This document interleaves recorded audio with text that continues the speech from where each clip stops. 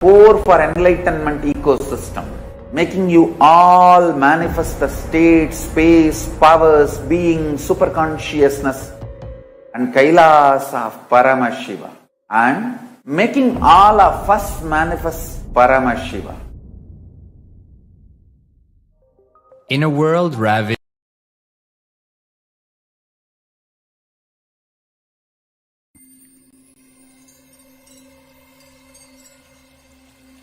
I welcome you all and response. Let you all open all your three eyes. Om Nithyananda Paramashivam.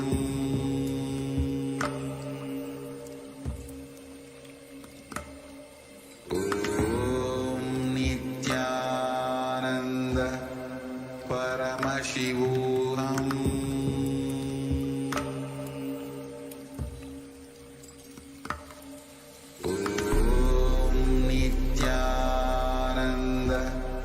Paramashivam.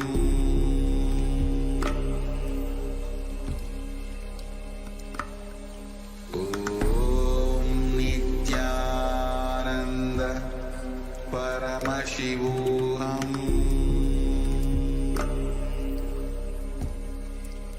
Paramashivam.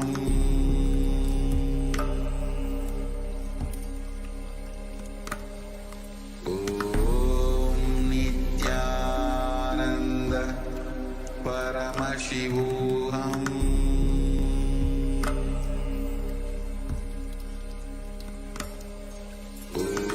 Om Nithyananda Paramashivam.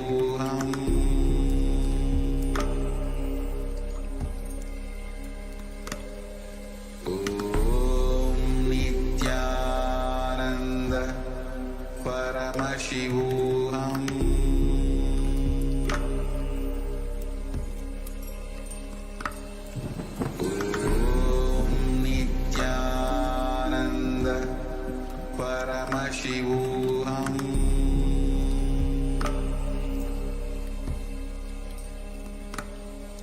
Om Nithyananda Paramashivam.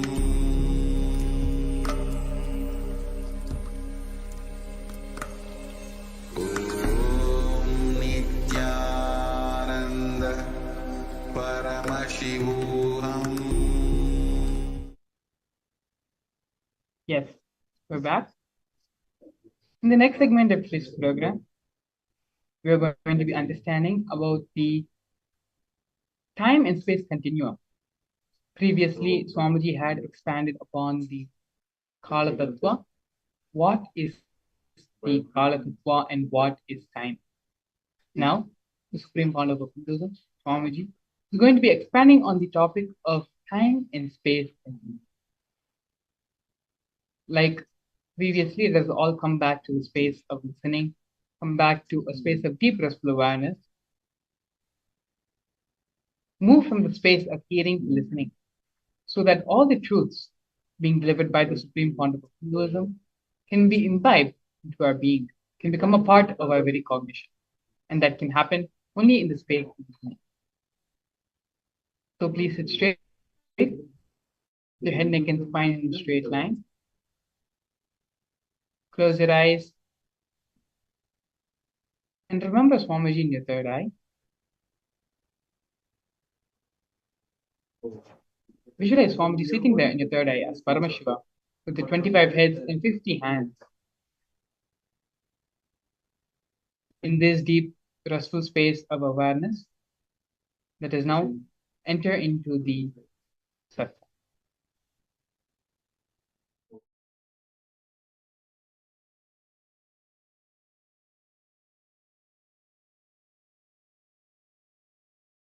Paramashiva's direct message from Kailasa.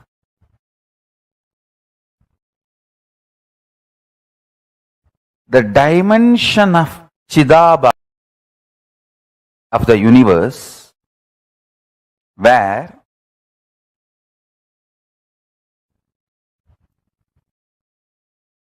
the activism of Chit and absolute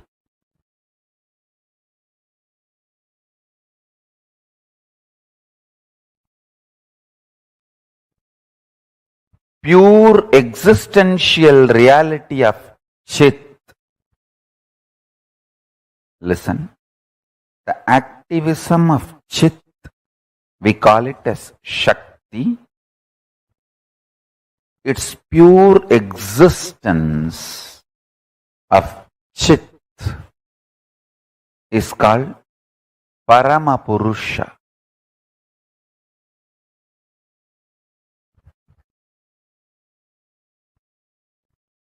These two together, in its pure being space and intense doing space, both together, is the dimension of Chidabhasa.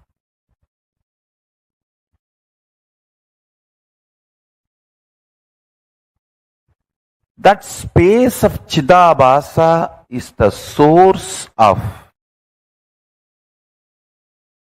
all these 5 dimensions of the universe: length, breadth, depth, time, space. Because modern day scientists are trying to use 2 different words, time and space, I am also using the same way, but in reality, time and space is a single sheet. One edge is called time, another edge is called space. There is no watertight compartment or clear fourth wall built between these two. As I said, for some people, that same 100-meter cloth, 70-meter will be time, 30 will be space. For some, the 30-meter will be time and 70-meter will be space. That the time, space, both are same sheet. Imagine. I can even use the word sheath. Avarana. Sheath. Sheath is also apt word. Understand?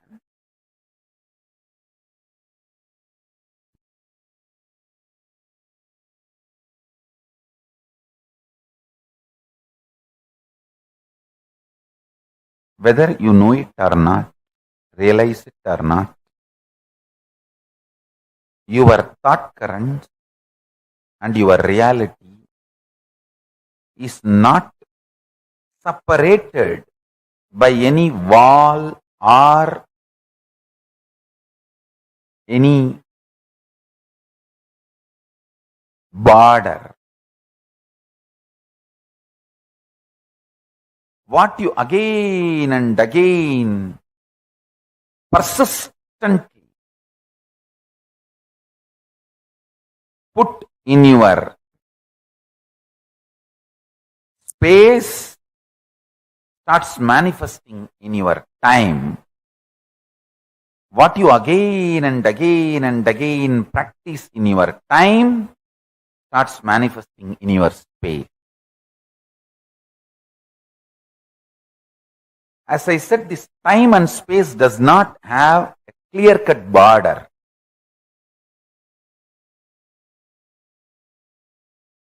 For some people,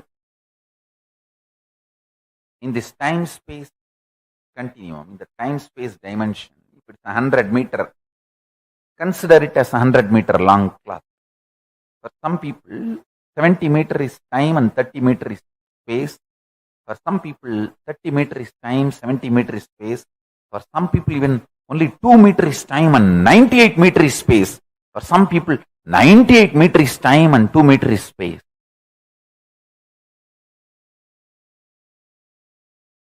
Listen. When the length manifesting its possibilities in all its multiple level, it gives birth to breadth dimension.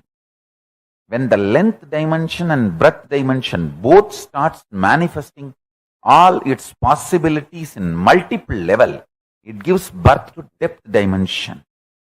Length dimension, depth dimension, breadth dimension, all three starts giving birth to all the infinite dimensions of them in multiple levels, in all possibilities, spontaneously and simultaneously, they give birth to the dimension called time. When from Mahakailasa, listen.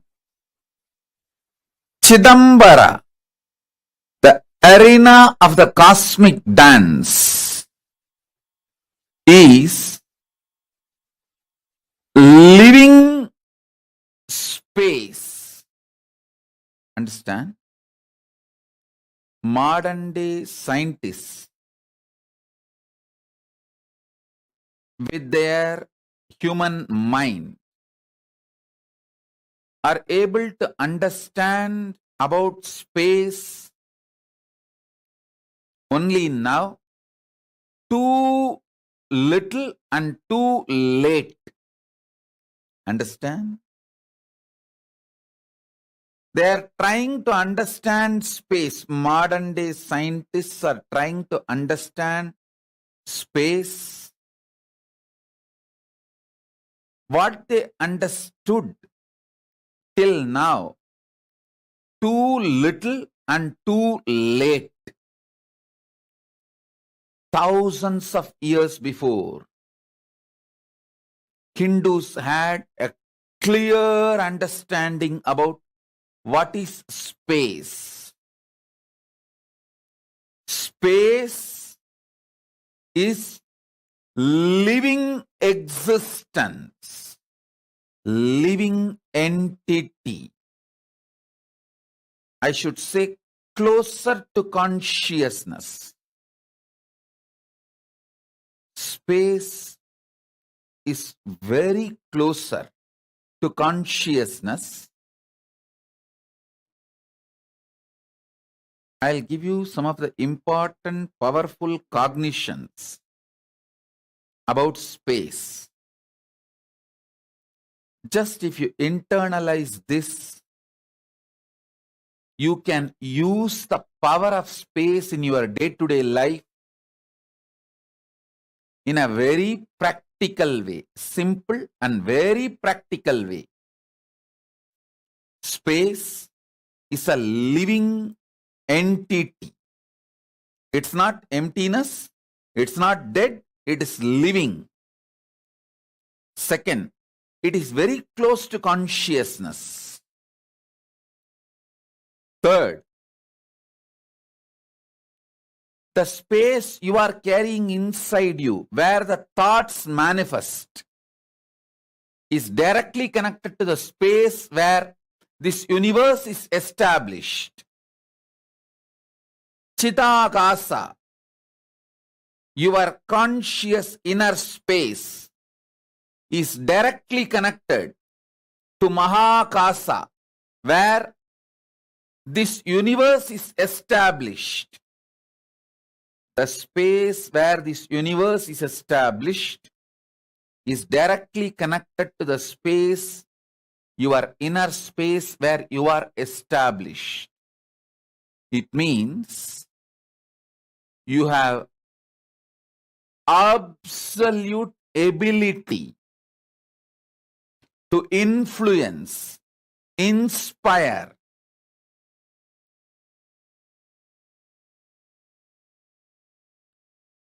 directly intervene with the outer space on which the world is established. Any mass has a power to influence the space. When you are able to influence space through which you can influence anything which is established in the space, and just by sheer power of thoughts, you can raise, lower your mass, through which you can influence the space, through which you can influence anything established in the space. Please understand.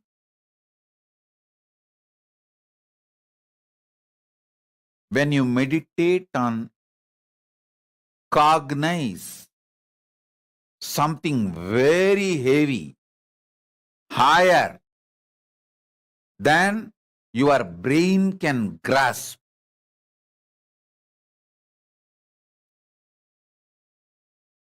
your space becomes powerful. That can influence the space outside. And anything established in the space outside.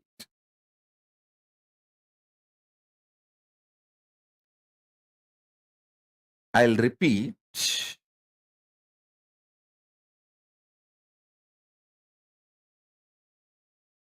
Very recently, modern day scientists are trying to understand how to influence the space, how space can be manipulated to make our lives more comfortable and better. But thousands and thousands of years ago, Hindus had clear knowledge. This time-space balancing itself and the speed of the light is constant, and the continuum of time-space balancing itself almost like eternal. All these are known to Hindus long before, thousands and thousands of years before. I'll add some more truths.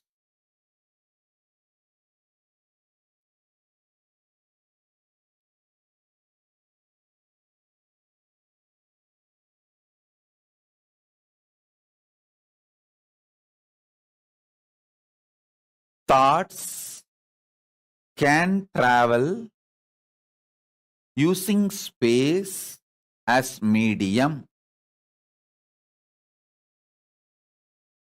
Anything which has a mass can influence space, through that can influence anything established in the space.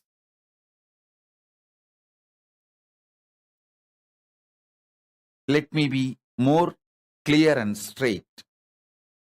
Just through your thought, power of cognition, the power of your inner space, Chidambara, you can influence anything established in the space, whether sun or the moon or the universe or the black hole or the Big Bang, anything established in the space can be influenced through the power of your inner space.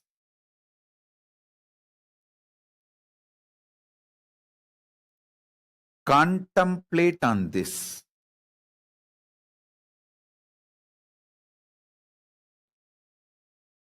I have come down from Samadhi, brought these few important truths for all of you to chew.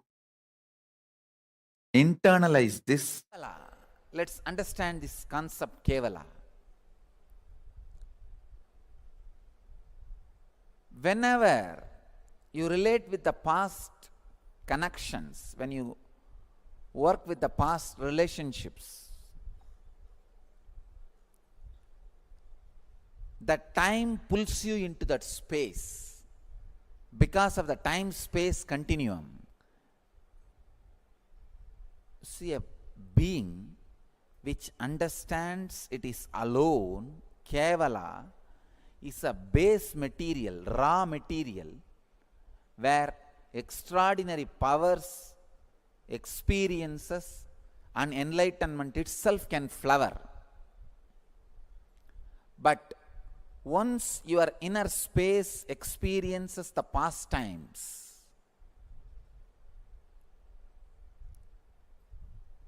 naturally the time pulls you into the past space. Then for next 9 months, the possibility of enlightenment is postponed. The possibility of extraordinary experiences is postponed. Again, it takes 9 months for any human being to sink the idea, Kevala, I am alone.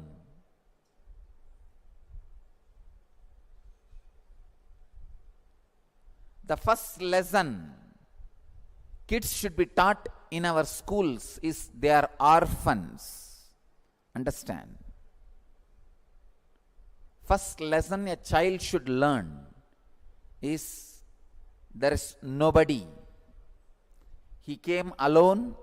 He is responsible for his head and body being together.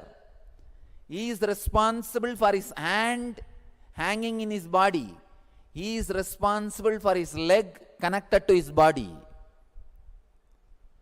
Child should learn this lesson first. But normally it looks very cruel, brutal. Even the brahmacharini was shocked. She said, "What is this, Swamiji? It's too cold." I said, life is cold. Don't try to make it hot. Don't say it is cold. Use right word. It's cool.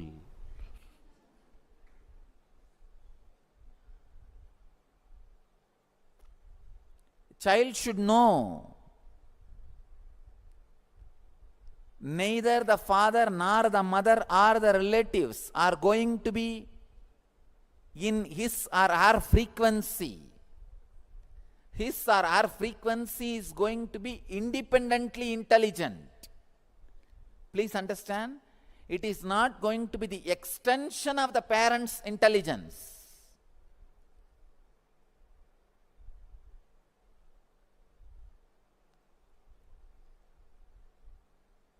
God creates, never recreates. You are going to be independently intelligent.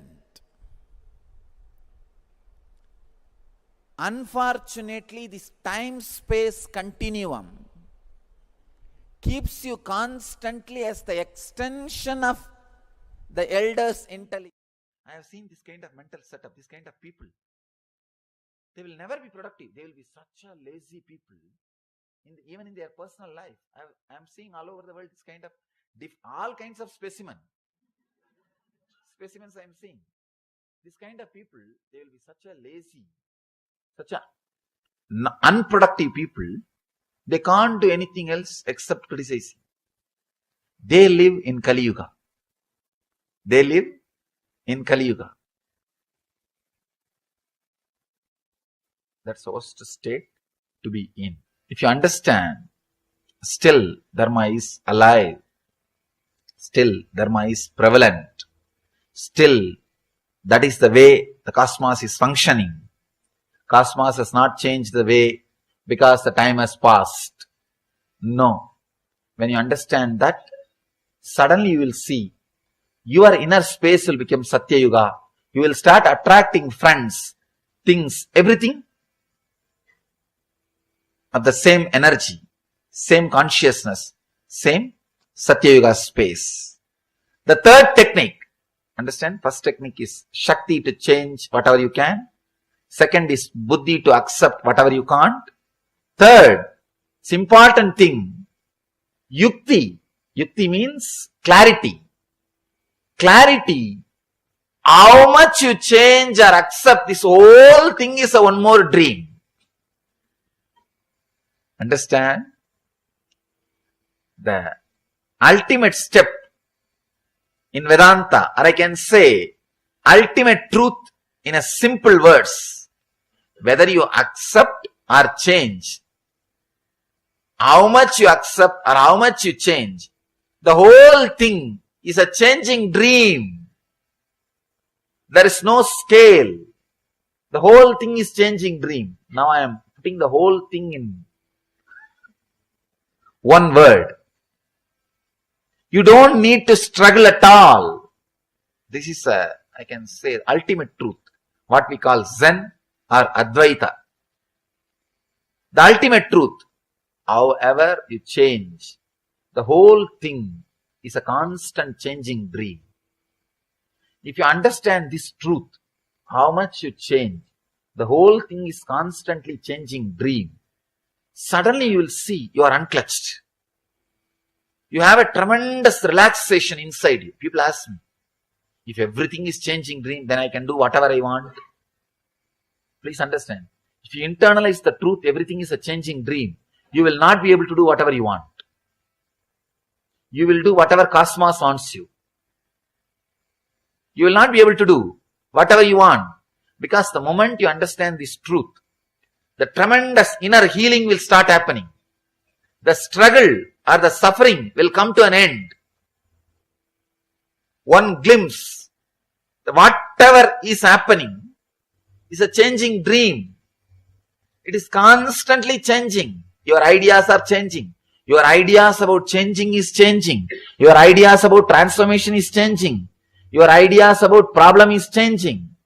The whole thing changes. For example, sometimes people come and ask me, Swamiji, 12 years before I started my spiritual practice, I thought all my struggles will end. But after 12 years, still I have struggles. Understand? You may have struggles, but not same struggles. The transformation in struggles means transformation in you has happened. 12 years before, you might have been fighting with something else. After 12 years, you might be fighting with something else. When your opponent has changed, be very clear, you have changed. Your opponent cannot change without you changing. It means transformation has happened. Now your fight is happening in different level. In different level. Means the whole thing is changing. 12 years before, what was your desire? What was your fear? What you define as transformation? What you define as mukti? Even those things change. Your concept about liberation constantly changes. The more you expand, the idea also changes. I always tell people, enlightenment experience is ultimate, but not final. That's a big difference. Ultimate means all your ideas about enlightenment will disappear. All your ideas about body, mind, everything will disappear. That does not mean everything is over. It will be constantly exploding into a different space. This moment, you will think, oh God, this is the ultimate experience I can bear. Not more than this. But that does not mean it ends there. Every moment you will be having the same feeling. That is what I call enlightenment. It is a limitless continuum. Please understand. Limitless continuum. It will be exploding, but constantly. What you think as ultimate now will be happening in you. After a few minutes, what you think as ultimate now will be happening in you. What you think as ultimate in this moment will be happening. Limitless continuum. The continuously. The whole thing is changing. It means your idea about enlightenment, your idea about desire, your idea about greed, your idea about you, your idea about Jiva, Ishvara, Jagat. All the three will change. Constantly it will be changing. That is what I call enlightenment. Please understand. People think enlightenment is retirement. No. No, you have an idea. After enlightenment, I will do this. I will do that. People come and ask me, Swamiji, what should I plan to do after enlightenment? I tell them, that plan he will do. You can't do. As long as you are planning to do, you will become never, you will never become enlightened. Enlightenment is the last decision you can make. After that, you can't make any decision. All decisions will be made by somebody else or something else. All decisions will be made by something else. Constantly we think we are an accident. Cosmos is torturing us. No. Cosmos is not sadist. God is not punishing you. People come and tell me, no, Swamiji, you don't know, God is punishing me. Please understand, God has not come to that level to punish you. And you are not raised to that level to be punished by God. You are also not that great to be punished by God. God has also not come down to that level to punish you. We go on abuse the Dharma. No, you don't know, it is Kali Yuga. Dharma will not be prevalent. This history says, that Purana says, that Bhagavata says, that Sutra says, it's Kali Yuga. Life will be like this only. No. Be very clear. There is no such thing as Kali Yuga. There is no such thing as Kali Yuga. I am responsible for what I am talking. I know the meaning of the words I am uttering. There is no such thing as Kali Yuga. It is our impatience to look into the truth is what we call, or we claim, we come to the conclusion that it is Kali Yuga. Look little deep into the truth. You will see Dharma is prevalent. It is Satya Yuga. When you are superficial, when you don't look into the things, world is Kali Yuga. You are in Kali Yuga. You will attract only that kind of people around you. You will attract that kind of friends. You will attract that kind of relationships around you. You will attract that kind of situations around you. You are. Actually, in what conscious you are, you will attract only that kind of people around you. You will be in Kali Yuga. If you look little deep, if you have little patience to look into the reality, the truth, suddenly you will see the world is Satya Yuga. Still Krishna is playing. Still Rama is living. Still all the great masters are alive. It is Satya Yuga. Still Dharma is running. People ask me, what do you mean by this? So much of terrorism is going on, so much of poverty, so many war is going on. What do you mean by this? Still things are Satya Yuga. Understand, when Krishna was there was no war or what? When Rama was there was no poverty or what? No. Please understand. When Rama was there also, some part of the world, people were living in Kali Yuga. And even now, some people are living in Satya Yuga. So, Satya Yuga or Kali Yuga is not the chronological time. It is nowhere related to chronological time. It is individual's decision. If you want, now you can enter into Satya Yuga. If you decide, from today, I will have different consciousness, then naturally you will attract that kind of friends. You can see in your life. If you are continuously having self-pity, you will attract the relationship friends who will torture you. You will see. You will continuously attract people who will abuse you because you feel very comfortable with them. After 3 days, you forget that they abused you. You can again relate with them. You find out their cell phone number. You forget just 3 days before you have been abused. No. It's okay. But he is a good guy. In the heart, he is very good guy. I don't know what do they mean by this word. In the heart, he is very good. Even though he abused me, in the heart, he is very good. They have their own technical terms to justify what is going on. You attract abusive relationships, abusing people, everything around you. If you are in that mood, if you are in that consciousness. So please be very clear. The moment you start clearly understanding the whole world is going as per Dharma, you will attract the people who are living in Satya Yuga. You will create that kind of friendship around you. You will create that kind of circle around you. Suddenly you see you are in Satya Yuga. To enter into Satya Yuga, all you need to do is, you don't need to create Satya Yuga. Just tune yourself to Satya Yuga. That's all. The 6 feet, whatever is inside your skin, make that as Satya Yuga. Suddenly you will see whatever is outside your skin also will become Satya Yuga.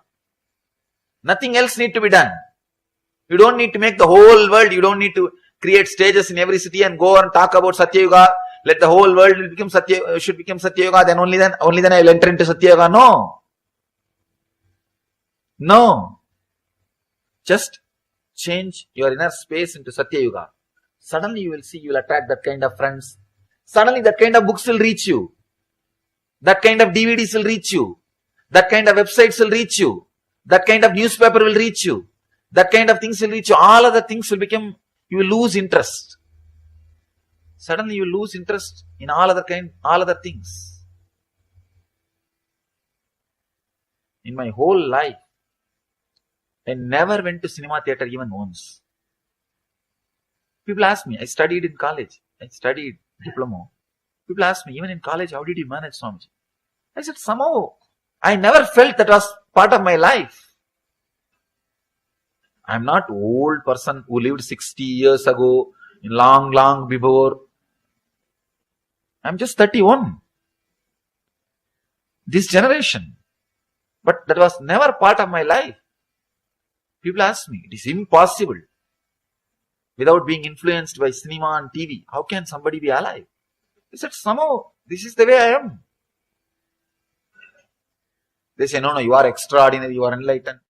Please understand, when you decorate the deity on your own, your intensity's ability to be continuity. Intensity is excitement in your inner space.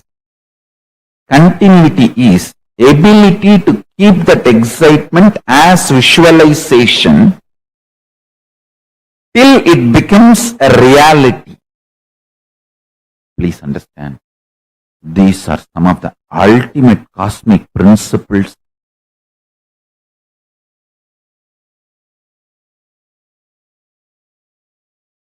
I am sharing with you all from all the Hindu Tattva Darshanas.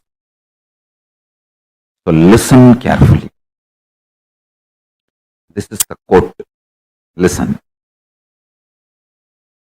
Intensity is revelation or excitement experienced in your inner space.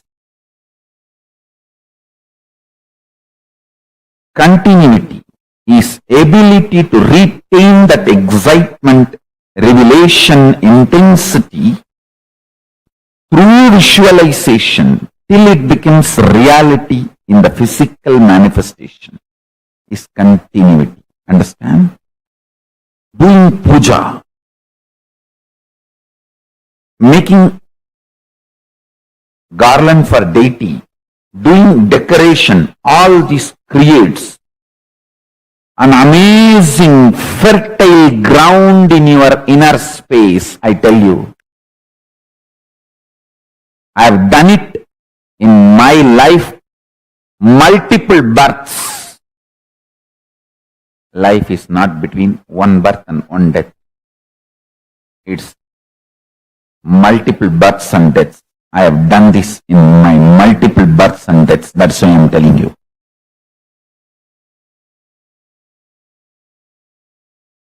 Intense excitement,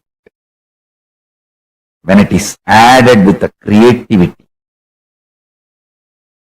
especially the most superior creativity is Hindu Kriya.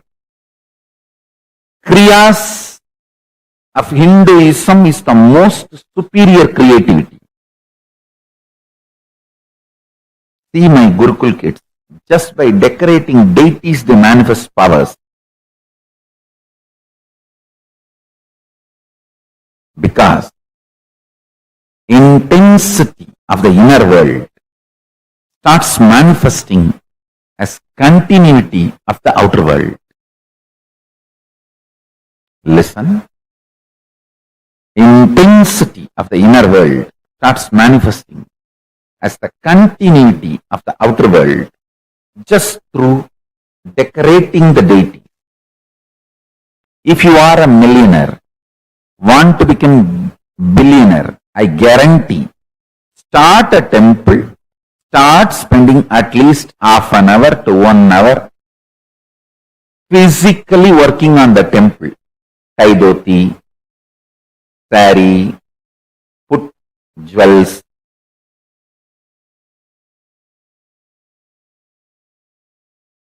Enjoy the creativity. Please understand, one of the greatest poverty the modern day man is facing is inability to retain a visualization continuously even for few minutes. Extreme mental breakdown. Don't try to tell me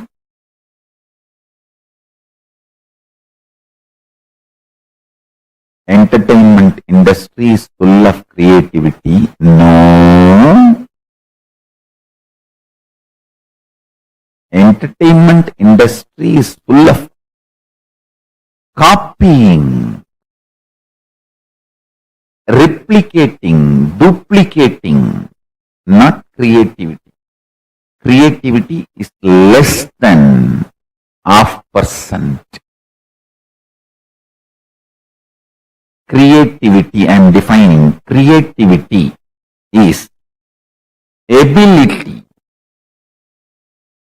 to keep the inner space's excitement, inspiration through continuity till it becomes reality.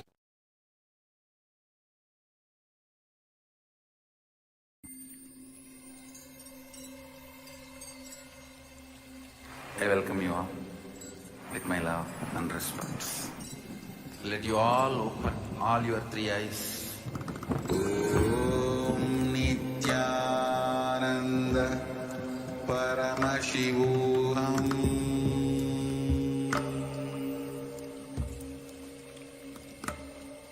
Om Nithyananda Paramashivam.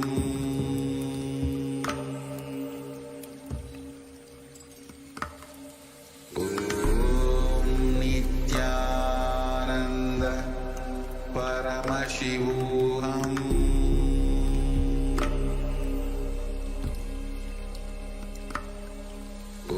Om Nithyananda Paramashivam. Om Nithyananda Paramashivam.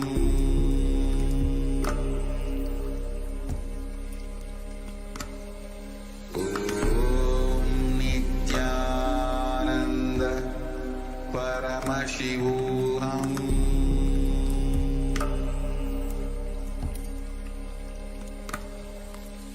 Om Nithyananda Paramashivam. Om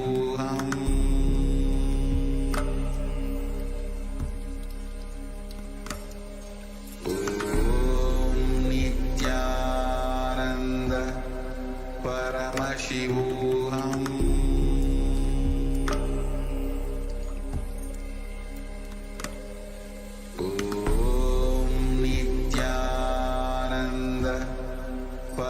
Paramashivam.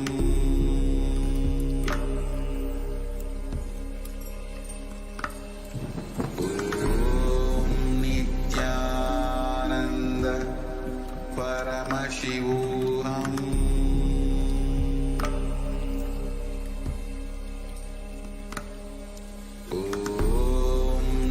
Nithyananda Paramashivam.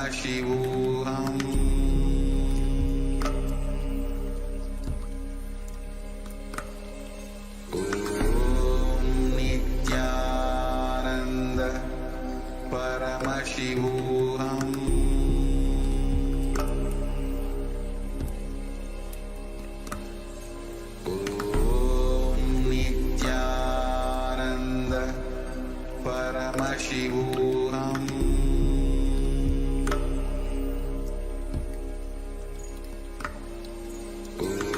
Om Nithyananda Paramashivam.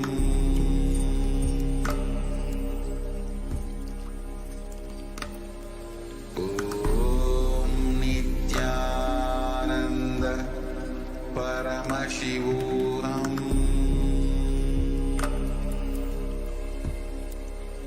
Om Nitya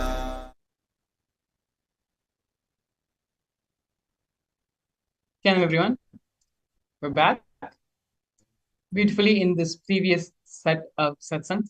The Supreme Pontiff of Hinduism explained about the time-space continuum and more on how the first video we saw about Kala Tattva, the Supreme Pontiff of Hinduism expands on the concept of time. In this series, the Supreme Pontiff of Hinduism expanded more on the concept of space and the time-space continuum.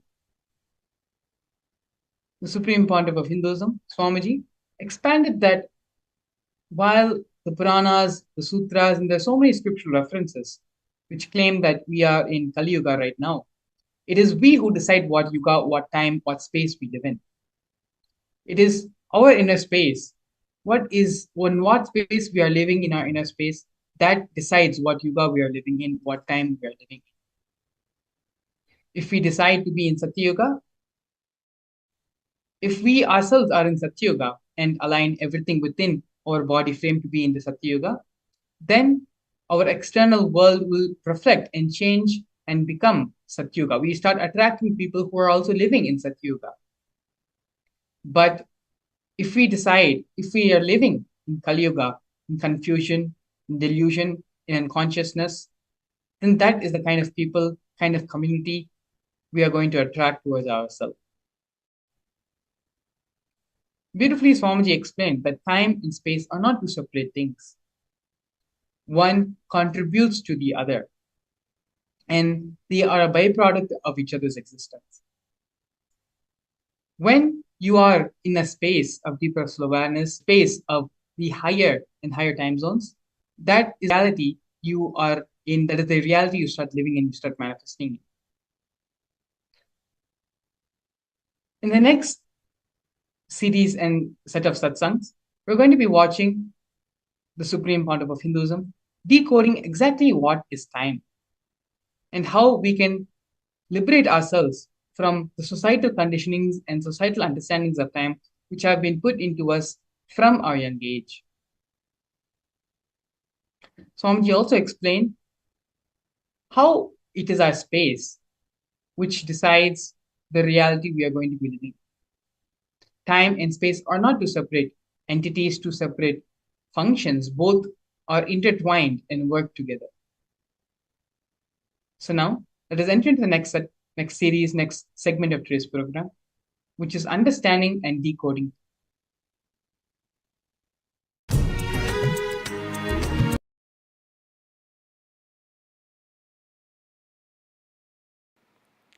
नित्यानन्देश्वरसमारम्भाम् नित्यानन्देश्वरिमध्यमाम् अस्मदाचार्यपर्यन्तां वन्दे गुरुपरम्पराम्.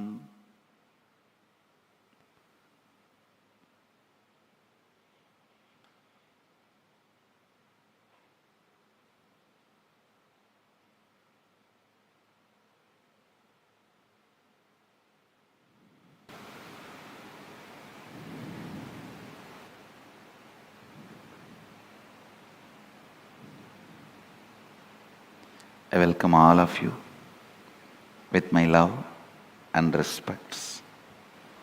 Conquering time.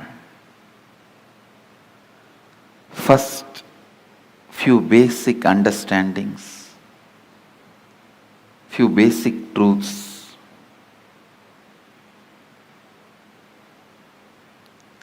Please understand, every sacred secret, every sacred truth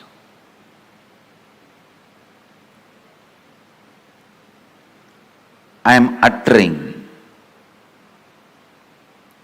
every word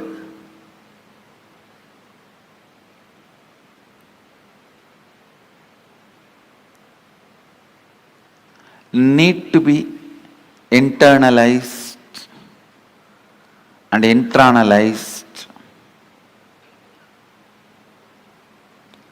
Do not sit with the intellectual tiredness. Usually people have this pattern. Tell us finally what we should do. No, things don't work like that. Please understand.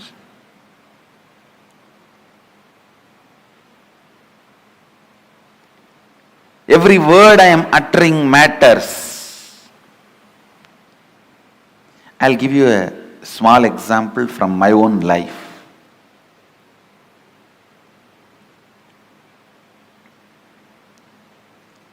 One of my guru, Annamalai Swamigal, in course of conversation he told me that we are not the body, we are beyond pain and suffering. When I was sitting alone and contemplating about it, we are not the body, we are beyond pain and suffering. What does he mean by it? I actually experimented. I took a knife and cut my thigh to see whether we have pain or not. Of course, I had pain and I was taken to hospital and stitches were done and all that has happened. But I could not think what my guru uttered is lie. I was continuously contemplating. I had a yoga guru. He was also a Paramahamsa. One day he explained, he usually comes to the house where I was born and brought up. He will come home early morning, 4 o'clock, and drag me out of the bed and take me to the temple and teach yoga. I was a kid. Sometimes the moment I am out of bed, he will make me drink coffee so that I will not go back to bed. One day he was telling, see, before coffee how you feel that you want to lie down and nothing other than sleep matters. Just a cup of coffee, you are ready to listen to me, and suddenly I became more important, yoga becomes more important. All the ideas that you should do yoga makes more sense. Without a cup of coffee, all the ideas you should sleep makes more sense. Just with a cup of coffee, all the ideas you should do yoga and take care of your health, build your body so you can get enlightened. All these ideas make sense.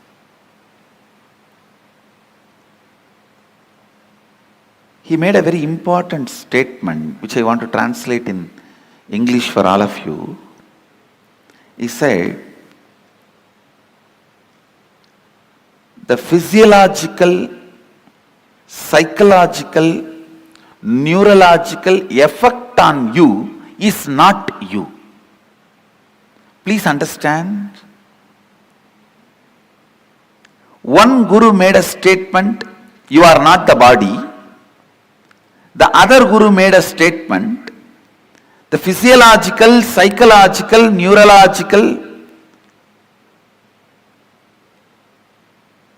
effects happening on you is not you. How many of you click with that second statement? Actually, both statements finally mean the same, but the second statement suddenly made so much sense to me. Yes. Please understand. Because I could see my seeking is not just equivalent to a cup of coffee. But a cup of coffee can make such big impact. It can just drive away the sleep, make the whole yoga happen in me with enthusiasm, excitement. So when I was analyzing, cup of coffee cannot be equivalent to my seeking.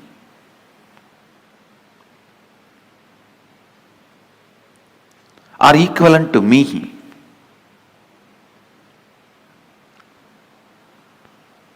Understand?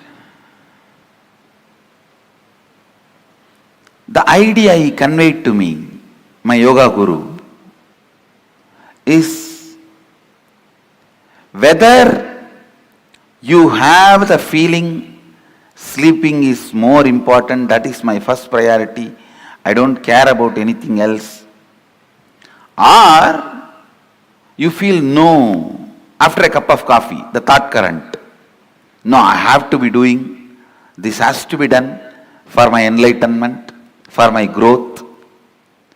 Whether you have this thought current before cup of coffee or thought current after cup of coffee, both thought currents does not matter. Both thought currents are not you. Both thought currents are empowered by you, not you. That is what the master, the first guru means, Annamalai Swamigal means, you are not the body, you are not the mind. When Annamalai Swamigal told me, you are not the body, you are not the mind, you are beyond pain and suffering,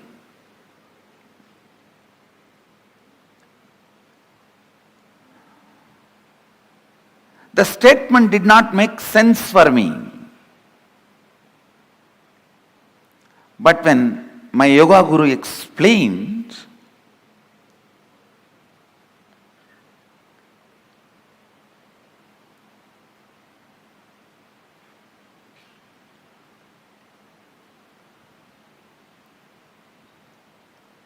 physiological, psychological happenings are not you. It really made sense. Understand? Throughout this program, every statement I make is going to directly work on your inner space, which is required for me to transmit this experience to you. Actually, when I had the click, oh, psychological, physiological, neurological effects happening on me is not me, I tell you. From the next day, I didn't need coffee to wake me up. The understanding, physiological, psychological effects happening on me is not me, liberated me.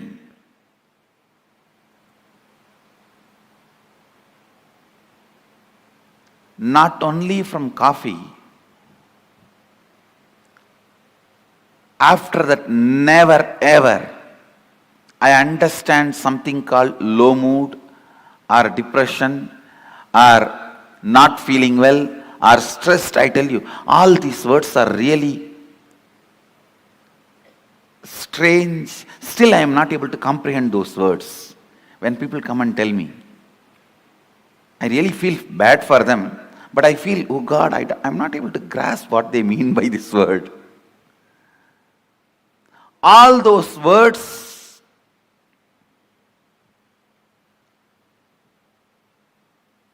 have no meaning in my life because it was such a clear understanding.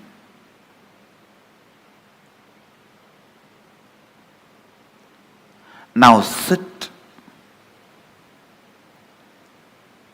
to grasp those understandings. If you are sitting with the idea, all these are okay, Swamiji, you tell me finally what I should do, I will do that. That is intellectual tiredness. Please understand. Egg, if it is broken from outside by force, a life ends. If it is broken from inside, a life starts. If you sit with intellectual tiredness, you tell me, finally tell me what I should do. Even if I tell you finally what you should do, if you do, it will be like a breaking the egg from outside. Even if I transmit experience to you, you won't retain it. When I transmit and you don't retain, it is called Satori. When I transmit and you retain, it is called Samadhi. Annamalai Swamigal, what he tried to transmit, what my yoga guru transmitted, Yogananda Puri, both are actually one and the same. The first transmission may be my intellectual tiredness. It was only a Satori, it never becomes Samadhi in me. But the second, when Yogananda Puri explained, maybe it clicked with me, it becomes Samadhi. A permanent experience. After that, never ever I had a respect for any of the physiological, psychological happening in my system. And no physiological, psychological happening could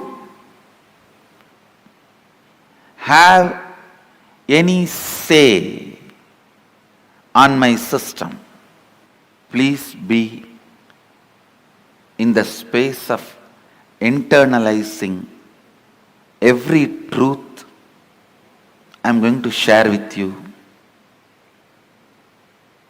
So, it becomes Samadhi in you.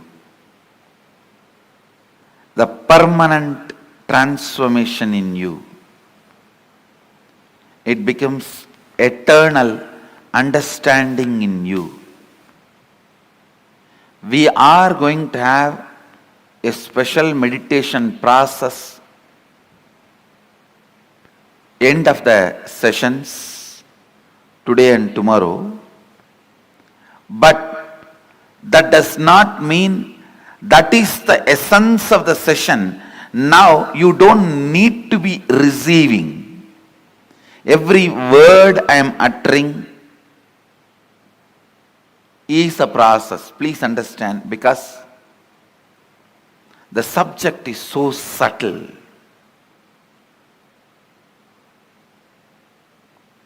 Subject is so subtle. See, when my first guru told me, you are not the body, you are beyond pain and suffering. It is truth, but it is too to grasp. It's too physical.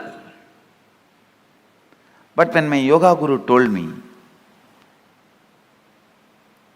experientially, which he was able to convey into my listening,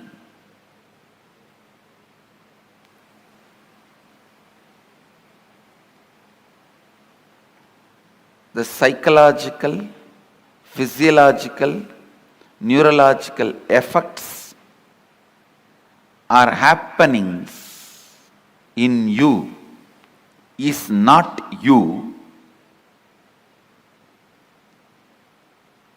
Not only it clicked with me, it brought tremendous liberation. What my first guru, the Annamalai Swamigal, was trying to make in me The Yoga Guru made it because he spoke into my listening. Now, every statement I am going to utter, I want to speak into your listening. I will also take the responsibility of making it as clear as possible. And I also request you to be intensely listening without this intellectual tiredness, thinking, end of the day there is going to be a meditation process and Swamiji will do whatever need to be done. I just need to tolerate this to have that process. Please do not have that, because every word I am uttering matters. Come to the space of listening. The first statement I am making, please listen. The first statement I am making, time is a matter. Second statement, it is not absolute as you think. Please understand.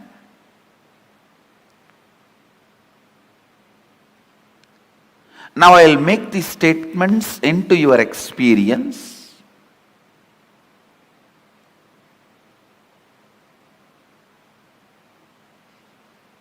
These two are the Mahavagyas now.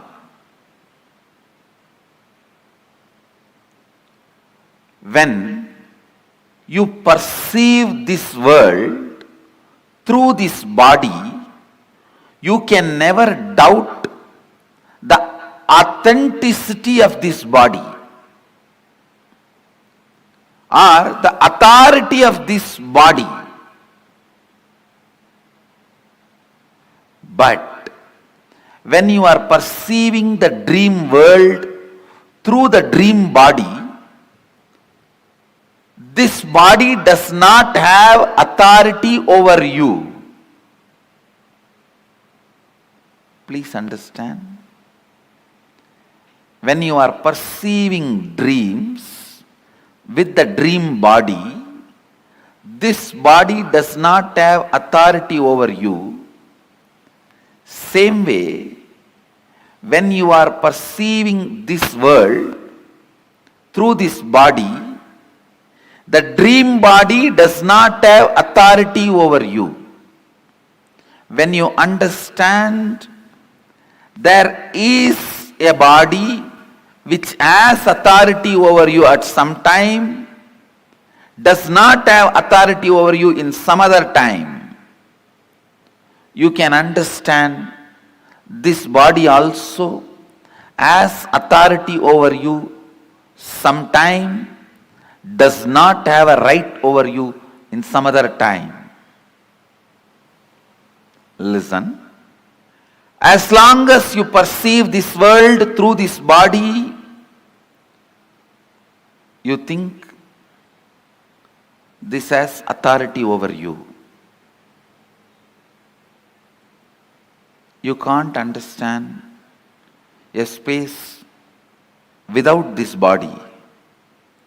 Same way, because you are constantly perceiving the world, because you are constantly perceiving your reality through time, you think time is absolute and it is truth, just like how you feel your body is truth.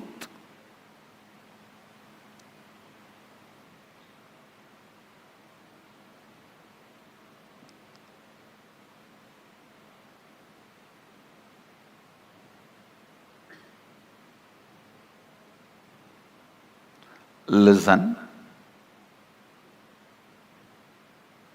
I'll repeat the essence.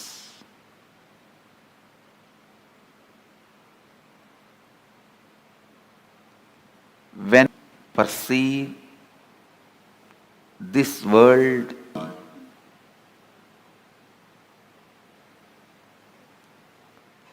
you take this body as authority.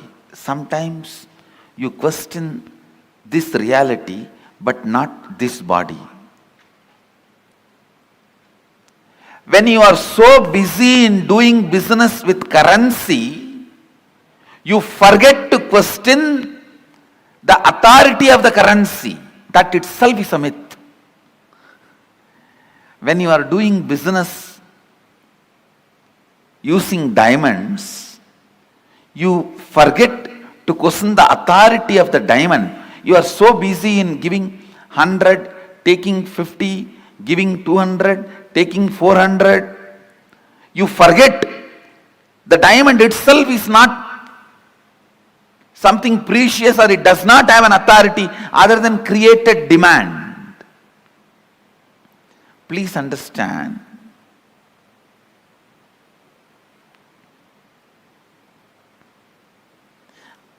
I am not questioning, I am not saying don't do business. All I am trying to tell you is, understand the stupidity, you can play with it beautifully.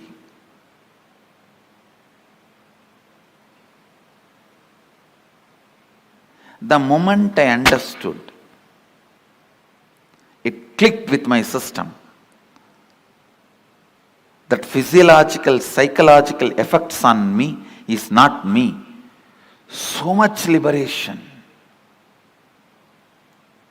such liberation.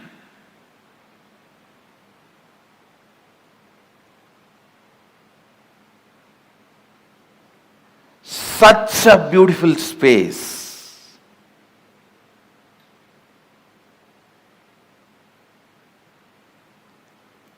It was such an absolute ecstasy. Knowing even that ecstasy is not me.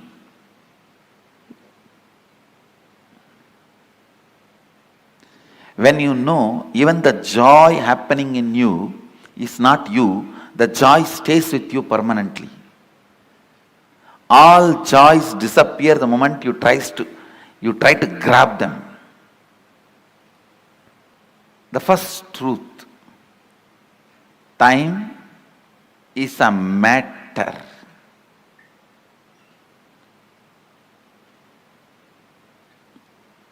And it does not matter.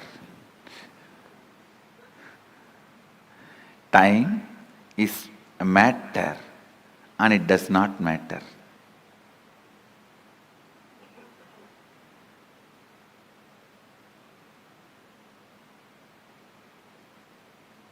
You can manipulate it as you can manipulate your body. Understand? You can make your body big or small with certain practices, diet control. You can manipulate it. You can play with it.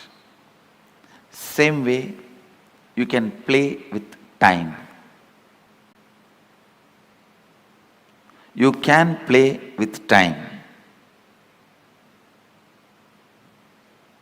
How? We will see next. But some of the basic truths, you can play with it.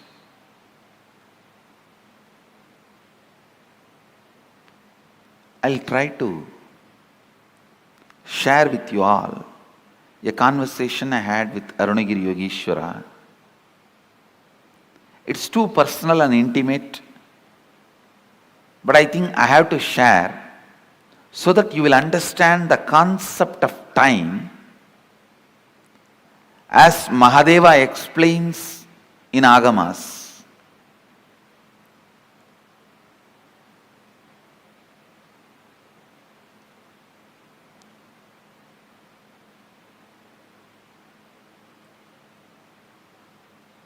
One day I was sitting and talking to him. I was just so much in love, awed by his presence.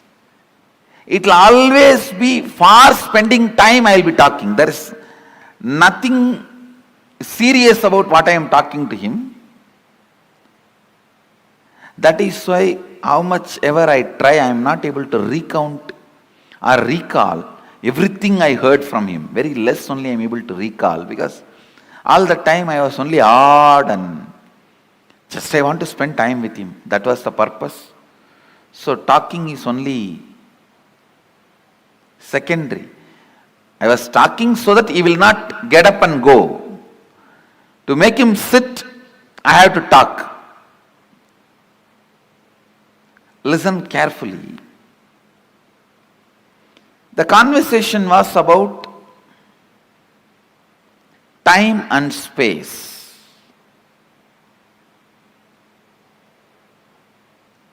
He was trying to explain time and space to me. It is time you understand every statement, so that it becomes just part of you. You also need to know the value of one single truth hitting you properly. Please understand, it was just one single truth. My understanding about, hey, just a cup of coffee, only that much is the gap between me and my seeking. It was such revelation. The laziness and powerlessness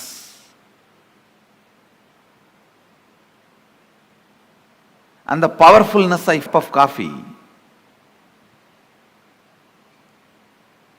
I understood very clearly, both are not me. I am something beyond this too. Just that one understanding liberated me forever from all the physiological and psychological ups and downs. Never ever I had any respect for the physiological, psychological ups and downs in my system. And you don't know what great liberation it can be. So please understand. Now, even understandings can liberate you from many patterns, and with understanding, if I lead you into the process, the experience I transmit will become Samadhi in you, means permanent. Without you understanding or without you developing the right context, also I can put you in experience. That will be by force, it will only be Satori, you won't be able to retain that. So allow every statement to work on you, because even I am feeling, I am explaining something very subtle. It's almost like I am not playing with Saraswati, I am playing with Saraswati's Veena.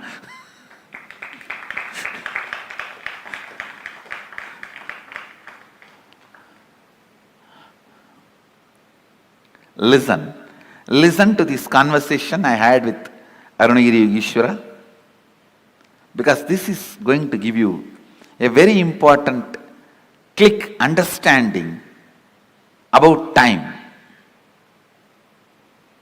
The discussion was about time and space. I was asking him,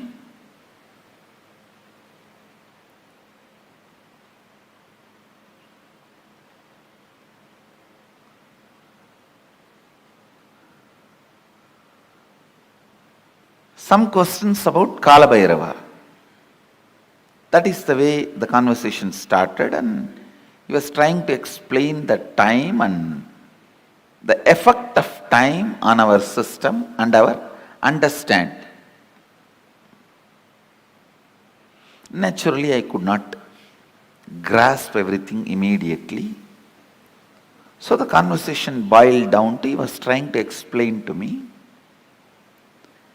time is just your mental experience, mental perception. It can be imploded or exploded. Listen, it can be imploded or exploded as you want. So naturally it was too much for me. Then he touched something in my very personal life and explained. Of course, it is a very intimate conversation, but I'll share it with you all because it will do good to all of you. I had the problem of bedwetting as a child. So, when I was talking to him, it was around maybe I was 11. At that time, I used to have that problem of bedwetting. He just picked up my hand with a lot of care. He was trying to guide me, asking, when you have a bedwetting, what goes on in your dream state and deep sleep state? I slowly described, I contemplated and described. I used to, my bladder is full. Then I'll feel in the dream that I am in a restroom and I should relieve myself. And then in next few minutes, I'll only feel my bed is wet. I explained the step by step. He said, exactly. Please listen. Powerful click for me. I'll tell you exactly what he said. He said, how the moment your bladder is full, your brain can create the restroom which is not there and give you the comfortable feeling. You are protected, safe, you are in a proper place. Please relieve yourself. Only after the body, the internal organs decide to relieve and relieves itself.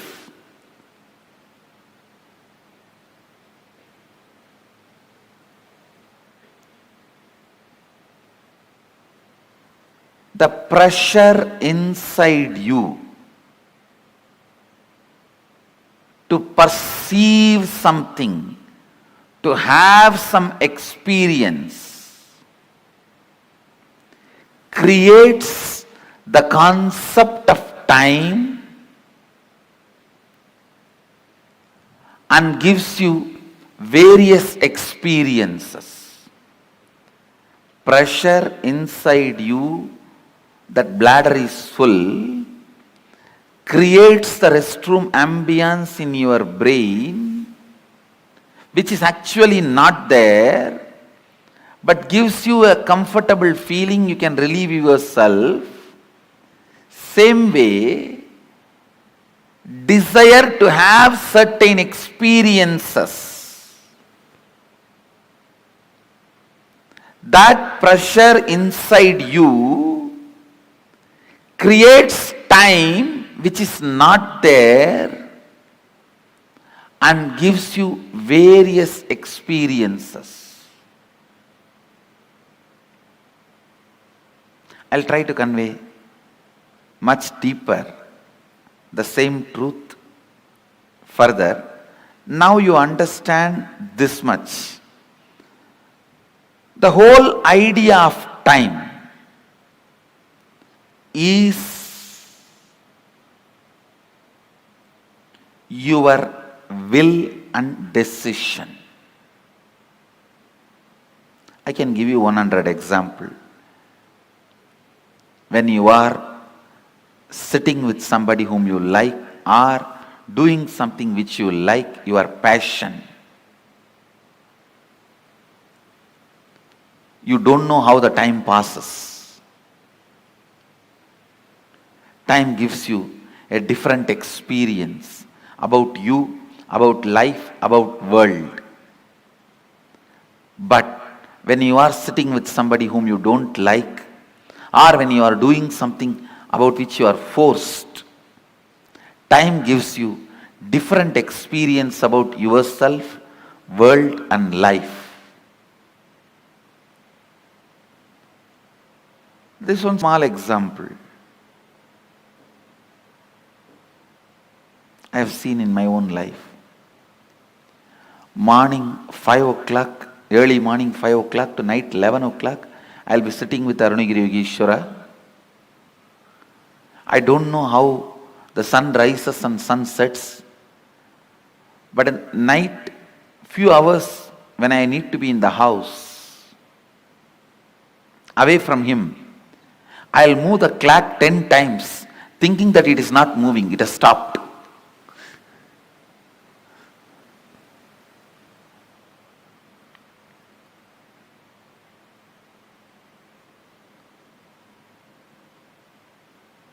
I'll feel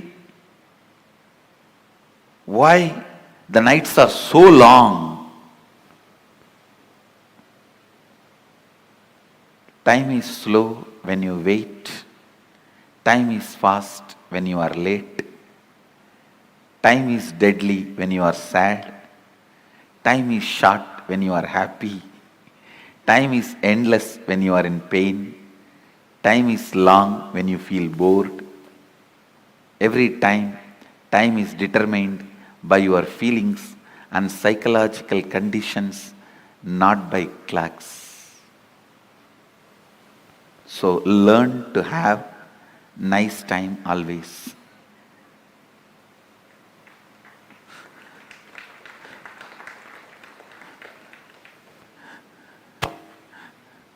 Whatever now I am sharing, most of you may know that ideas, nothing new. But I am trying to set the context so that I can lead you into the deeper understanding, especially the experience to make these understandings permanent.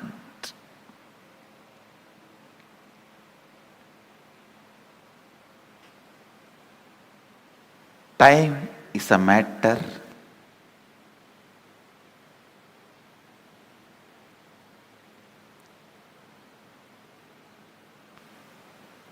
it does not matter.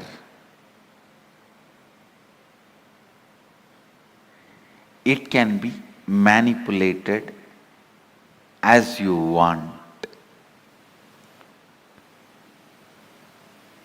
You can play with it as you want. One more understanding I received from Arunagiri Yogeshwara about time. Listen carefully.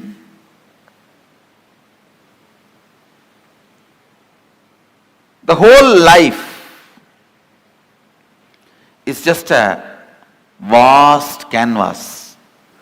Space is the canvas.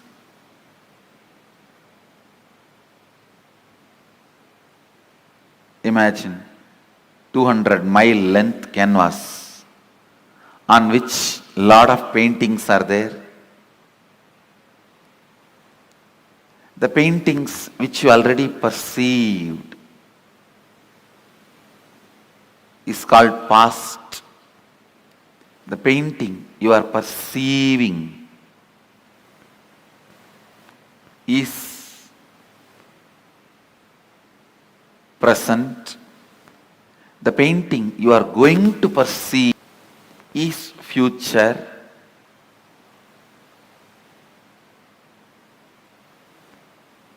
But the truth is, all three exist. All three exist.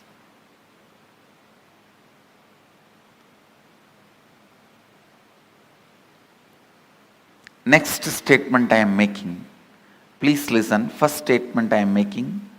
Past, present, future, all three exist. And the next statement I am making, you can alter all the three. We always think it exists. How can I alter my future? If it is already existing, how can I alter? Understand? The painting exists does not mean you can't add something to it. Your powerlessness, I can't add something to it, only makes you stop adding. And very important statement I am making now. Not only you can alter the future, you can alter your past. How? We will make. You can alter your past.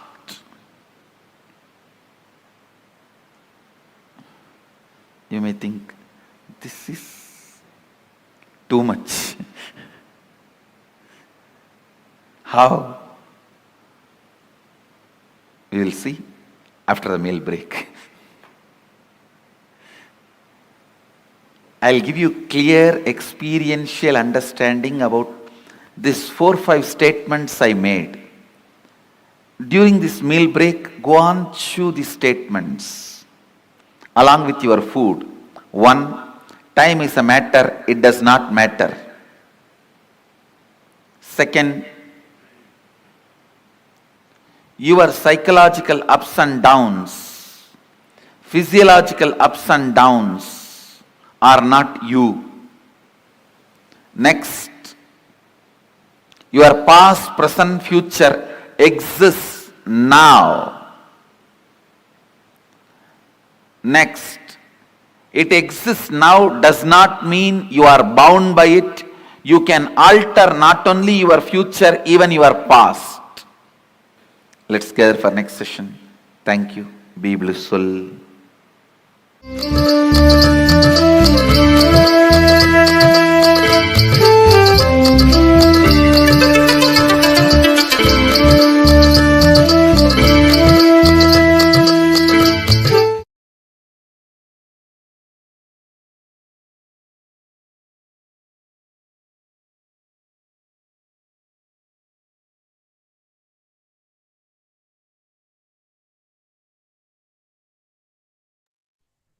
Sorry for the technical glitch. Beautifully in this webinar, the Supreme Pontiff of Hinduism explained the science of time and exactly what is time. Swamiji gave a beautiful example. For our whole life, our whole reality is just a long canvas. Time is the painting, is the drawing which is happening on the canvas.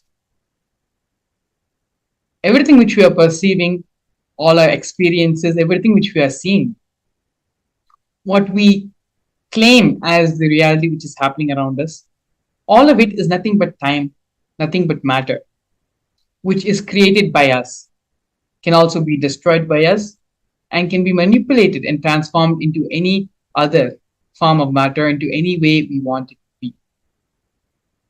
Beautifully, the Supreme Pontiff of Hinduism also gave multiple examples from his own life and the direct truths and revelations and teachings Swamiji himself received from Arunagiri Yogeshwara about time.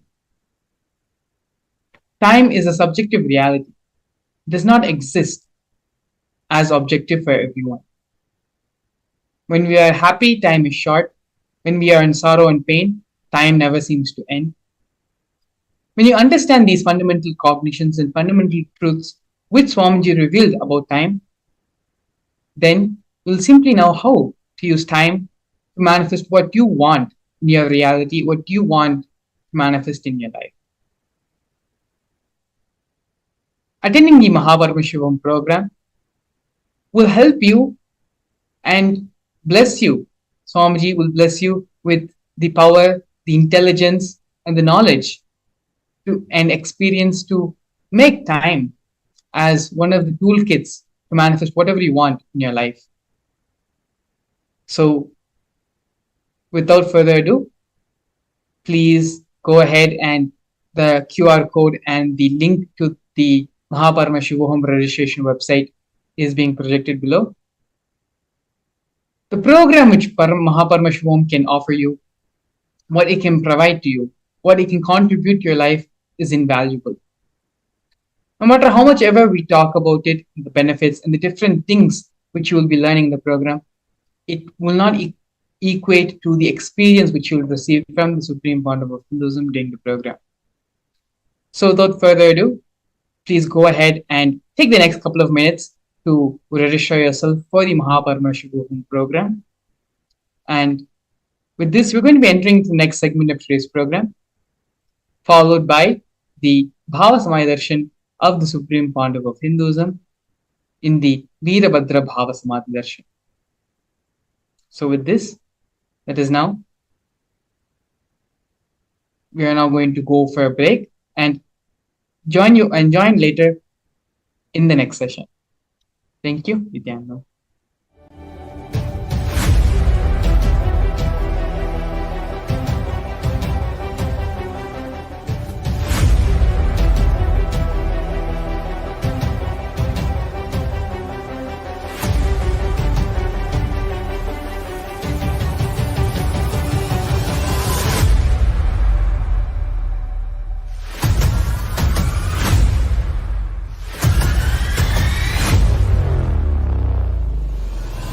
Whatever I shared till now, condensing the whole thing and reviving it as experience, starting from completion, unclutching, power manifestation, the states of consciousness and the planes, multiple planes, everything.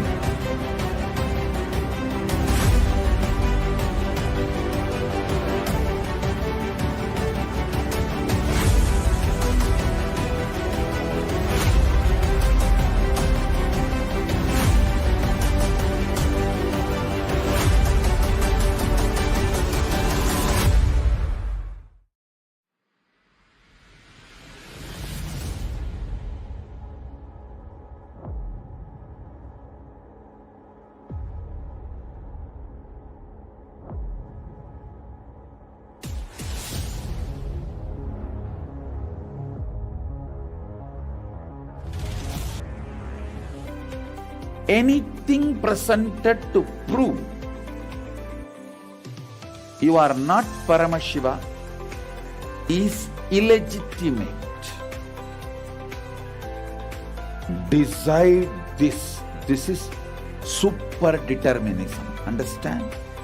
Anything you declare as illegitimate will lose power over you, will die in few days, few minutes, maybe in few weeks, whatever few days it takes. It will not have power over. Stand. This is the method for sudden enlightenment. This is the method for sudden enlightenment. It happens by the Shaktipada. Here Paramashiva is sitting to tell you all, you are Paramashiva, you are me, with Shaktipada and Shaktinipada. The Dvitiya Vijnasa Krama is an extensive and thorough yoga sequence to prepare your body to receive the experience being given by the Supreme Pandav of Hinduism. Through the yoga, which is aligned as per the source scriptures laid down by Paramashiva and the Agamas, Nithyanandam Paramasukadam Kevalam Jnanamurtam Ganvatitam Gagana Sadrisham Tattvavasyadilaksham Ekam Nityam Vimalamachalam Sarvadi Sakshibhutam भावातीतं त्रिगुणरहितं सद्गुरुं तं Namami. Nithyananda, I welcome all the viewers and participants over 175 countries joining with us for the Bhava Samadhi Darshan of the Samhara Murthis of 64 manifestations of Paramashiva, manifesting through the Nijavatara, the supreme pontiff of Hinduism, Bhagavan Nithyananda Paramashivam.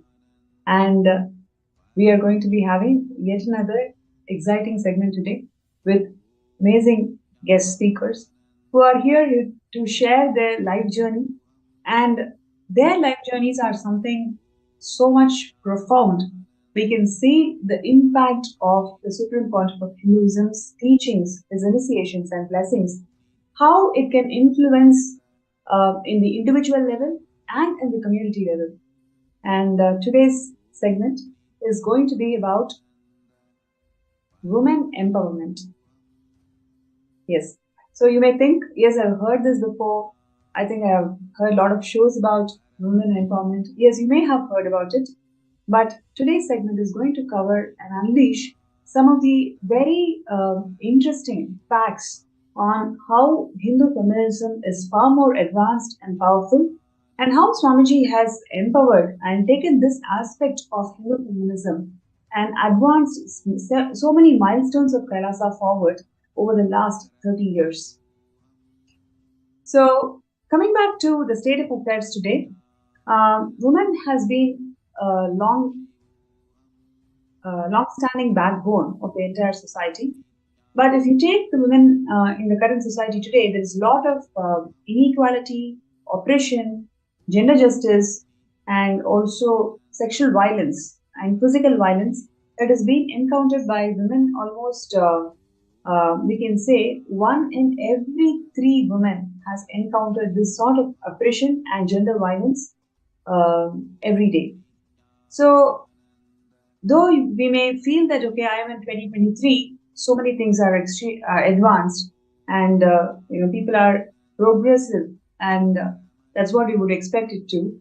But yet, if you see the stark reality, 1 in every 3 women experience physical and sexual violence either in their home, in their families, or in their workplace, or how they are treated in the society. So this is the stark reality that we are in today, and what are the solutions that we have got in hand? So Hinduism is the most progressive, and Dharma has solutions for everything today. And Kailasa, with an active more than 175 countries, is one of the largest knowledge source on Hinduism, where so much of knowledge repositories and so much of solutions that Hinduism has got to the world, Kailasa is able to retrieve and package it and present it in a user-friendly manner. So the issue that we're talking about today is about the gender violence and inequality and oppression that the women are facing today.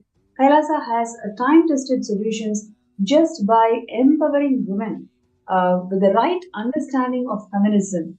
Kailasa has given a huge breakthrough in this subject. And that is definitely a testimony. If you talk to any Kailasian who's a woman, you can see the confidence that she radiates.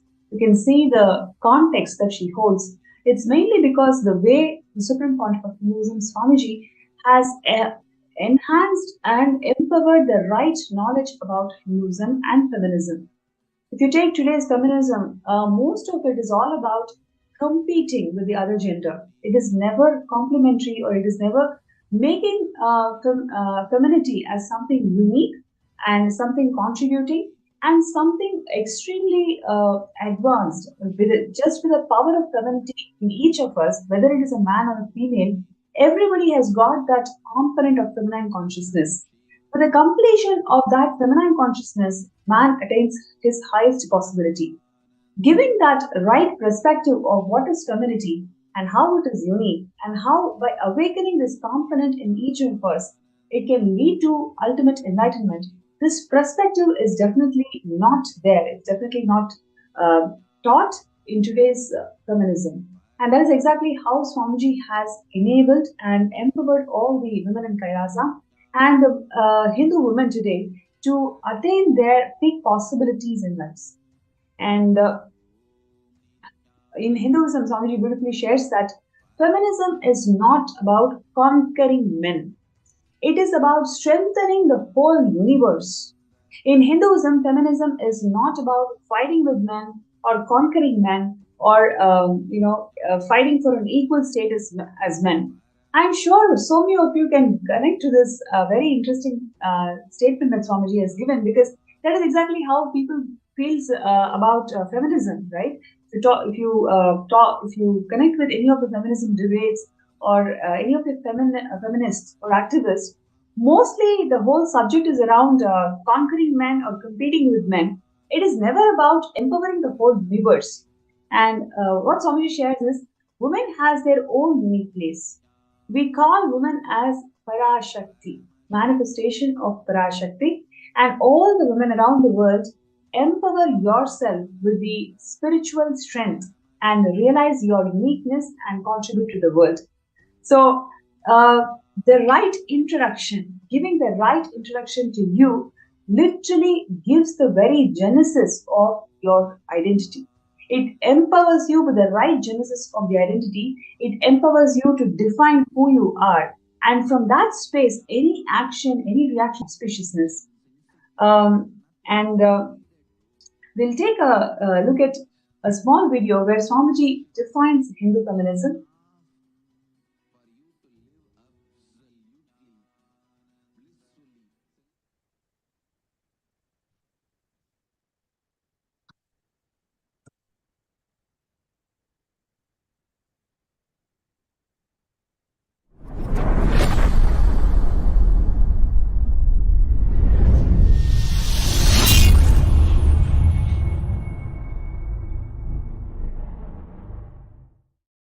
Today is also the International Women's Day. United Nations has given a theme for 2021 International Women's Day, Women in Leadership, Achieving an Equal Future in COVID-19 World. My message on this International Women's Day, understand, Hindu tradition empowers women. In Hinduism, feminism is not conquering men, strengthening the whole universe. In Hinduism, feminism is not all about fighting with men or conquering men or not even equivalent to men. Women have their own unique place. We call women as Shakti.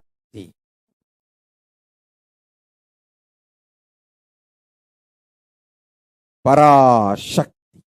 Manifestations of Parashakti. Understand?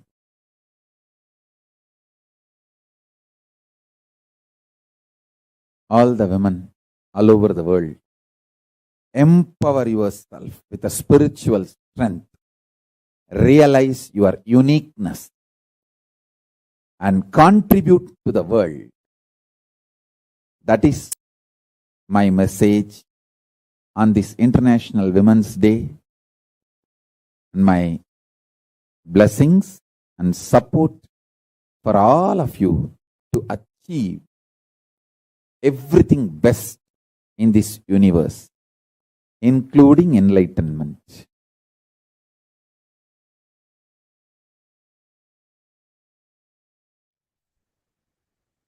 Great. You can see the way Swamiji has defined Hindu feminism. I'm sure just hearing to those words, it is simply energizing us with life positivity, and it really feels that a world can literally live this truth and end all the crimes against women. Please imagine, one in every third woman is actually experiencing sexual violence. It is something so terrible. And today we have speakers across the globe and who are here to share their first-hand experience of all of these crimes against women, but how she is able to evolve herself into leadership positions today, and how she's able to empower and enrich the society today.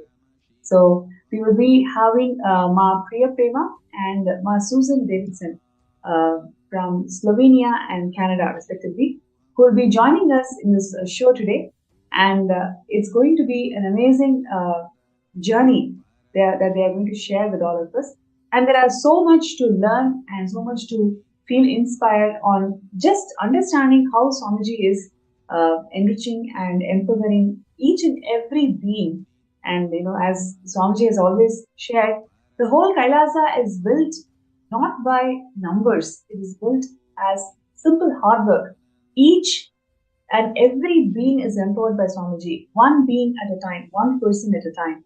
That's exactly how Swamiji has built this Kailasa. You'll be realizing, just hearing to these amazing testimonials and journey of how Swamiji transformed their lives. So now we have Ma Priya Prema from Slovenia, who's here to share her journey. So Ma Priya Prema, before we get into the details, would like to invite you for the show, and it's such a pleasure to have you in the show today. And we'd like to share about your past. I mean, before coming to Kailasa, what were you doing, and what were your ideas about feminism, or what were your ideas about how a woman should hold herself before you met Swamiji? Yes, Nithyananda, thank you for inviting me, Pranapriya. Thank you so much. And first, before I start, let me first bow down in gratitude to my beloved Guru, the Supreme Pontiff of Hinduism, His Divine Holiness, Nithyananda Paramashivam, for molding me into what I am today. So my journey as a woman, I never experienced what does it mean to feel powerful. From the moment I was born on, I felt I have to compete for my father's love. That was my core incompletion. And I felt I'm not lovable, I'm not enough, I'm not good enough. So when I was 3 or 4 years old, I experienced sexual abuse. It was from our family friends at the time. And that was the experience that basically put me into pieces as a female and as a child at that time. So even though I suppressed it, later on, of course, when I started completing, I realized how much I have suppressed it. Because when I remember the incident, I felt that it could not be true. To that level, I have suppressed it because I didn't want to accept that this was happening to me. And even though I suppressed it, from that point on, I had trouble identifying myself with my feminine side. Mm-hmm. So I felt that was my fault, right? I was supposed to prevent this from happening somehow. I didn't feel that was the fault of the abusers. I felt that was my own fault. I should prevent it. And basically the only thing that was keeping me as a feminine afloat, my feminine side afloat at that point, was art. I remember when I was 9, I wrote my first poetry book, and I started sculpting and painting. So that was my expression at that time, how I was able to still keep myself in this, my feminine side alive, even though it was shattered. But over time, when I started, going to the primary school, that side of me was challenged and abused. I experienced a lot of bullying at school, and I realized at that point that I have to pretend to not be what I am. I have to be something else in order to cater to the needs of the society. I'm not accepted as I am. So, if I am emotional, when I express my emotions, I'm not accepted. If I express myself as emotional, when I write poetry, if I express myself in that way, I'm not accepted. I'm being bullied for that. So my cognition at that point was, I need to hide my femininity. I had to, hide this part of me. And instead, I began developing more my masculine side. I started feeling I have to protect myself. And at that time, also, I learned that in order to prove myself, I have to compete with others. So by the time I was 11 years old, I developed psychology disturbances, and I fell into depression. Simply, I had episodes where I didn't want to engage with life anymore. It was just to that level that I didn't felt anymore that creation in me was turned off.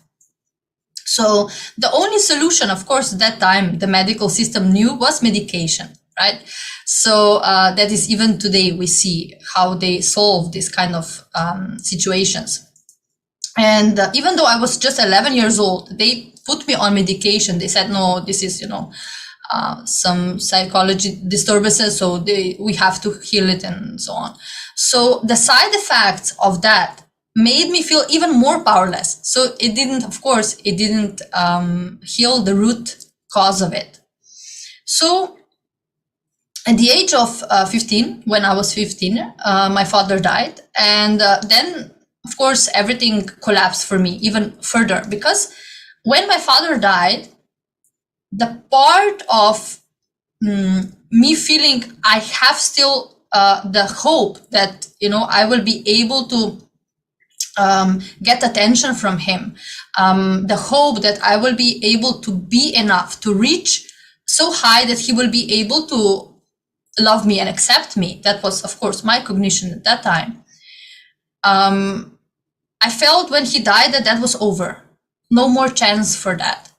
So then opportunity presented itself.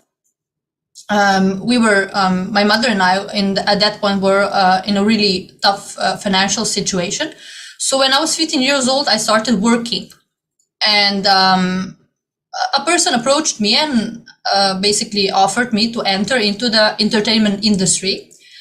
And after some struggles with myself, whether to do it or not, I decided to do it. And when I look back now, it is basically how I figured that society will accept me. If I have the position in the society, if I have the fame, if I have that, then I will be finally accepted, right? But I ceased to live what I enjoyed. I ceased to write. I didn't create anymore, because when I was creating, whether poems or paintings, I felt alive. I felt more complete, because I was getting in touch with my feminine side. But when I started entering into the entertainment industry, it was just the opposite, which is quite interesting, right? Because as a female in this industry, you are presenting yourself. You should be presenting yourself very feminine, but the femininity that they are expecting you to show, it is not the powerfulness of a female, right? Of a woman. It is basically just catering to some needs of the certain project that you are doing. So as a model and actress, I was having external success, yes, but inside I was shattered, empty. There was nothing there, no sign of powerfulness. So constantly, day in and day out, I was trading my inauthenticity for attention. That was the bargain, right? I got attention, which I was always thirsty for. So there was never enough, because the root of it was different. So even after some years, when I started working on television and, I became the journalist, they didn't change, because in this world, we would say, okay, this is up the ladder, right? It's a higher position, but that didn't change my inner space. I was still feeling powerless. I was still feeling I'm not good enough, because that didn't empower me. my identity as a woman by then was already shattered. So that position, no other position could empower me. So when I was 19 years old, I decided to get married. And then I also decided to leave the industry and I opened my own company. So I become entrepreneur. And at that point, I didn't know anything about that, right? But I just felt that, now that I get married, I should be more stable. I should, become basically go out of this environment. So because I was a owner of a company, I had the position of a leader, but I didn't have the state of a leader. And at that time, I felt that this was one and the same. Of course, before I met Swamiji, that was one and the same for me. So because my sacred femininity was suppressed, I was not creating. Even though I had the company, I was working, all of that, but that was not creation. It was not that real creation from the power within. I was, everything that I was doing, everything that I started had a fragrance of destruction, the fragrance of failure, because that was how I experienced myself.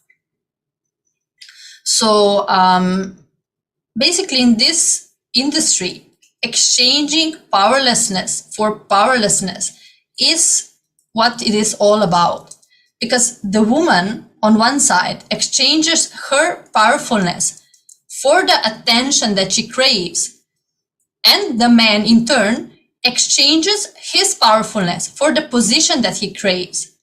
So both end up robbed and exploited in the process and start competing with one another for the power, right? Instead of uniting.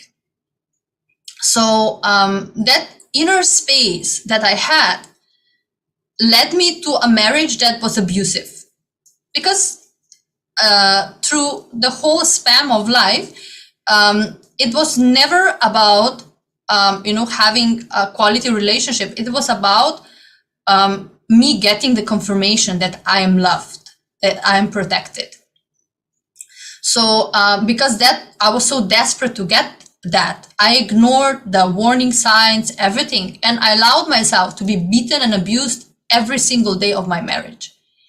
And I remember myself at that time saying, not only thinking, also saying out loud, that God has abandoned me, that God not enter into that house, because I felt like I'm not deserving anymore of God. Even though as a little girl, I every day I prayed without any words, because but every day I prayed to God and said, please show yourself to me, please come to me. That was my prayer every night. But after I got married, I simply ceased to believe that. I believe that I'm not worthy of that anymore. So after 4 years of the marriage, I finally left my husband. And even though I have left, I have come back several times because of my insecurities. So I left, yes, but what I was inside, the powerlessness, the insecurity was still there. So I came back many times. Then I finally left and got divorced. Because while I was coming back, I didn't think I deserved better. I felt I was not entitled to a better life. So after some years, I had some very severe car accident where I miraculously survived. And after that, I simply felt that, God was with me at that time, because I should have died in that car, but I didn't. I survived. So I started thinking, okay, so maybe, just maybe, God is still here for me. So he didn't abandon me. So I started seeking. I started feeling I have to get back to what I was. I have to somehow whole thing that happened in between.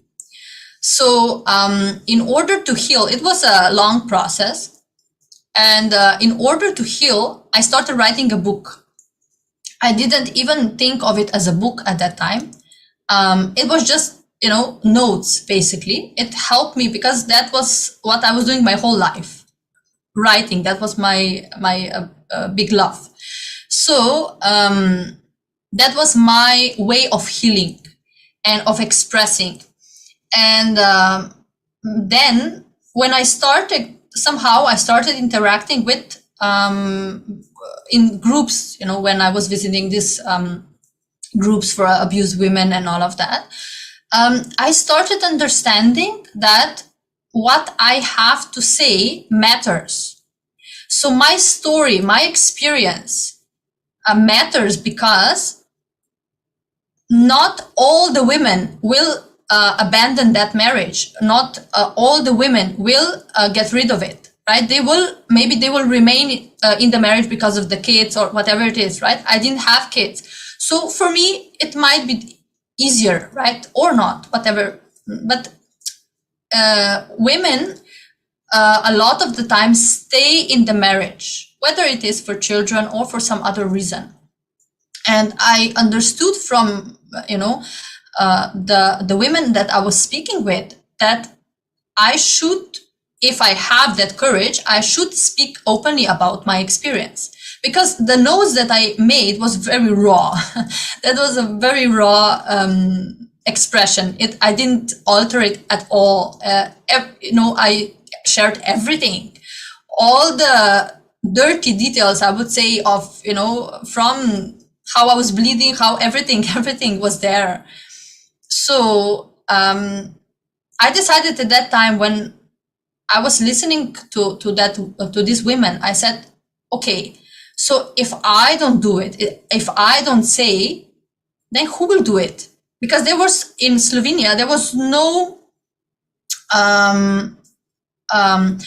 no manual, or there was no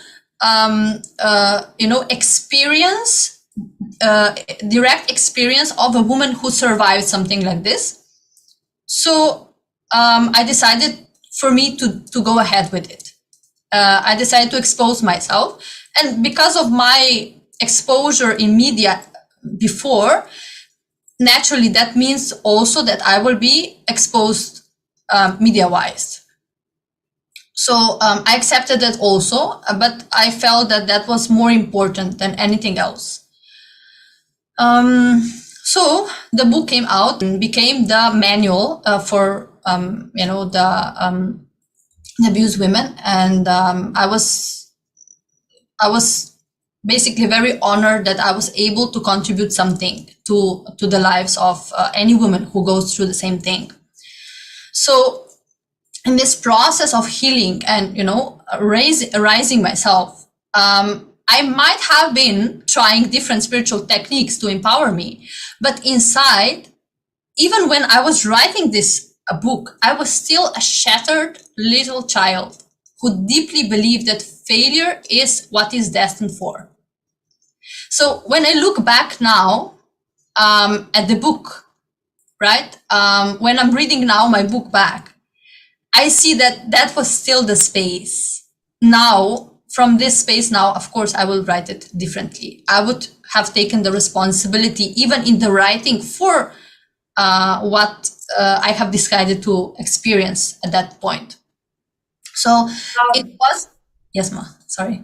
Sorry. Priya Prema, I just wanted to make a note here. See, typically, somebody who has gone through such hardship right from young age, and then taking up a bold profession like modeling, out of the incompletion that, I need to really empower my masculine side, and then going through this very tough married life, and then saying that, okay, let me discover myself, and putting that story out so that brings the awareness. This is probably one of the typical scenarios of how a modern feminist or feminine activist, women activists would approach the situation. But what is the important aspect that you're bringing here today is, though you are doing all these things, though the things that you are doing is right, but it is all coming from the broken space where you still don't believe in yourself, but you have to put up this space, to keep you going as a mechanism, as a defense mechanism. But it is really Swamiji's teachings and all the initiations that is actually repairing the true being. When the whole repair mechanism is happening from inside, from within, then you really discover yourself, right? The real alchemy, the process of realizing the divine within, the real alchemy happens in a much more powerful way, which is what today's women require, isn't it? Yes, Ma. See, it wasn't until I attended Paramashivam level 2 at that time. It was the beginning of the COVID, epidemic, that for the first time I realized, or I encountered myself with real feminism. That was the first time I even realized what it was, right? Because when you speak about feminism here and there, it's completely different, right? And I was simply mesmerized by how with each word Swamiji was cherishing the Divine Mother. And I was reminded at that point of my true identity. I realized how much I have lost in all of this time. So the more I started living in the ecosystem of Kailasa, of course, all the initiations, satsangs, of course, the yoga, everything, the more I started living in ecosystem, the more I felt empowered. The restlessness that I felt inside just disappeared because I did not have to search my power outside anymore. It was just sitting in my inner space, right? Waiting for me to be awakened. So that was one breakthrough. And I still remember, the moments in this program where simply everything shattered. And I remember when I applied for the program, even before that, I was already connected with Swamiji, but I was just listening to satsangs, right? And a program I did. But I remember still, I just woke up and I still remember the email that I got. And there it was in bolden letters, Swamiji's quote: "Once the program ends, you will not be there anymore. Only Paramashiva will be there." And I remember myself saying, that is what I want. I don't want to be what I am now. That is not what I want. That I don't feel connected to that. This is what I want. And Swamiji delivered that 100%, 1000%, more than that. So later on, when I became I became involved with, started volunteering for Kailasa, and later on, I got the blessing to become the coordinator for my country. That was the point where all the insecurities came out also, because the space of a leader was different from the position. That was the click that I still didn't got at that time.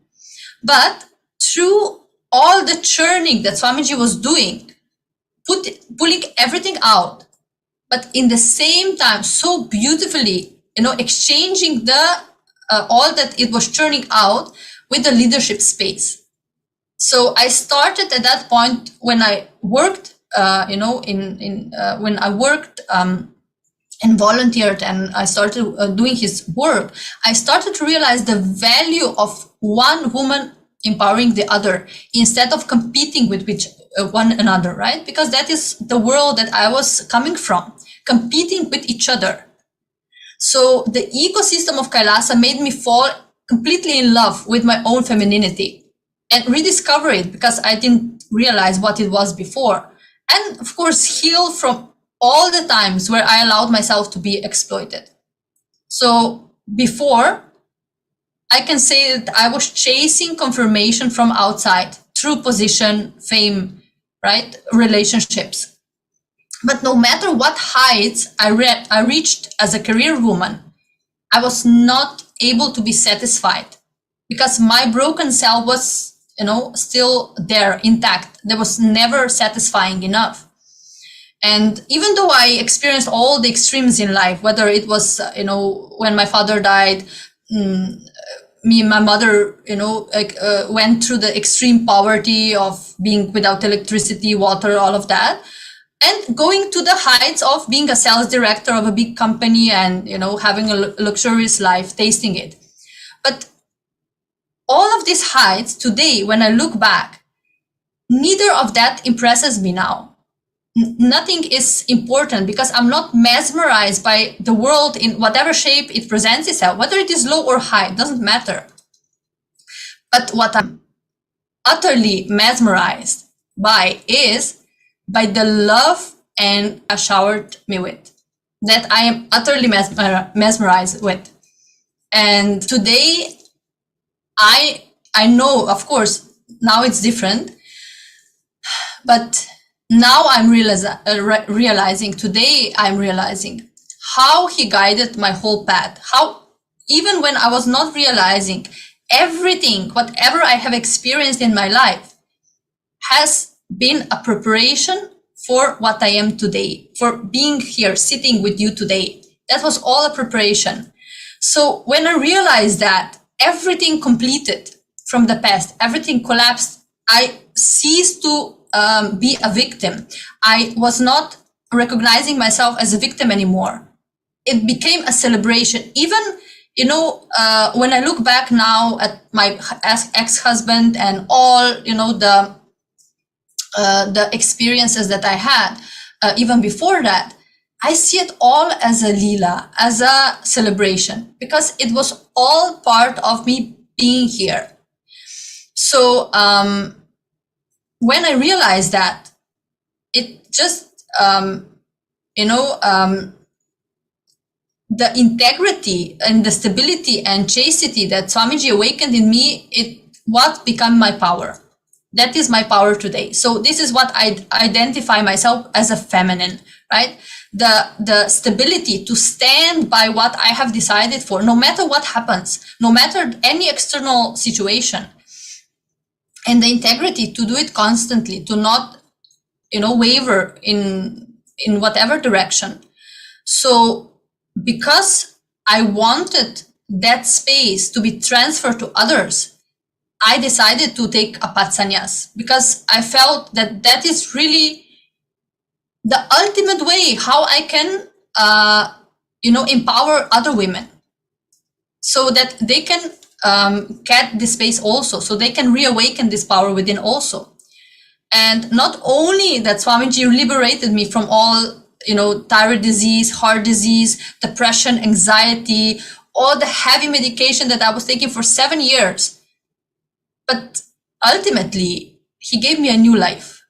He gave me liberation from all my limited cognitions that I had about myself, from all the fake shyness that I have put on myself, or arrogance, inauthenticity. And he raised me to the space of a leader just by, I would say just, it's not just, right? But by awakening the divine feminine aspect in me. That was the most, powerful thing. And when I look back now at my life, how it was, just maybe if I just look back 3 years from here or 4 years, into the past, it just, there is no expression of gratitude that could match that. Whatever I say today, whatever I do today, even if, I don't know, it's just no expression of gratitude is enough. And there is no better way of giving back. Of course, I will never be able to give back. That is a fact. But the best way that I can contribute is by empowering other women and making them part of the Kailasa ecosystem. That has become my mission from Paramashivam level 2 on. It has become my mission. It has become the reason why I live. So, because I strongly believe that only through the reviving and remembering the Vedic feminism, we can bring justice to what humanity has lost by suppressing the cosmic mother in each woman. So, because it is not just, that is not only a problem, we say feminism, also that is only for females. No, that is a problem for all the humanity. Because all the wars that we're watching today, everything, if we just take the example of the Ukraine war, right? If a man leader has at home a chaste, powerful woman who is, supportive, it's simply the man will learn from her how to be a good leader, how to be a compassionate leader, how to create and not destruct, how to not play power games, but instead create a better future for his people. So here we are seeing this example. If real Hindu feminism is awakened again in women, then also all the men will be awakened to a better leadership or whatever they're doing in their lives. So, I'm really. Priya, I just wanted to jump in and add here. Firstly, we'd like to say that it is an incredible journey, what you're saying. Somebody who has gone through so much of baggage in the past, and that is something not very easy to let to how Swamiji has made you feel that you have to enrich, you have to share the science with thousands of people. So you can see the amount of passion that you're having in terms of revival of this entire culture and the whole wing of Kailasa. I think one of the things that you also mentioned about the various initiatives of Kailasa and how literally it helped you towards manifesting what you want in life. So one thing, especially for all the indigenous women out there, Kailasa promises right to quality of education. Every single person who is born, they have right to know the right to utilize service, which is here in this case, it is TTS. So really, if you look into all the things that we have been discussing in a personal level, it's more of for each of the tasks, it just goes into a worm. Like there's no way how we can come out of it. But Swamiji's initiations and Swamiji's Darshans and Swamiji, how he connects to Devi Parashakti, when he revealed all of that, we can literally see that 8 out of 10 verses, either they carry mistranslation or that translated version does not even exist. So this is how people exploited the Sanatana Dharma when we were discussing about it yesterday. And in terms of giving voice for this initiative of breaking violence against women in all the forms. In every single form, that there is this huge pain, and Swamiji's grace and blessings. We need to think about how do we come out of the situation and really live the way he wants. You can see here so many beautiful reminiscence of Ma Priya Prema, where she's receiving all these certificates from congressmen.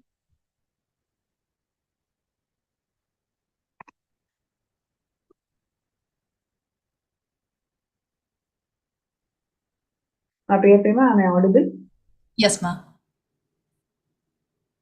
Yeah. So I was just checking with you, like how do you feel this whole movement of Kailasa is instrumental in your transformation at an individual level, and also you want to extend this for all the positive intentions also. Yes. So I would say that there is no leader in this world who is empowering women as Swamiji is doing. There was never that kind of a leader, and it is not. Really, it is just something incredible that every single time I hear when Swamiji is speaking about feminism, about women, it's just something that is very, very emotional. It touches my inner space very much.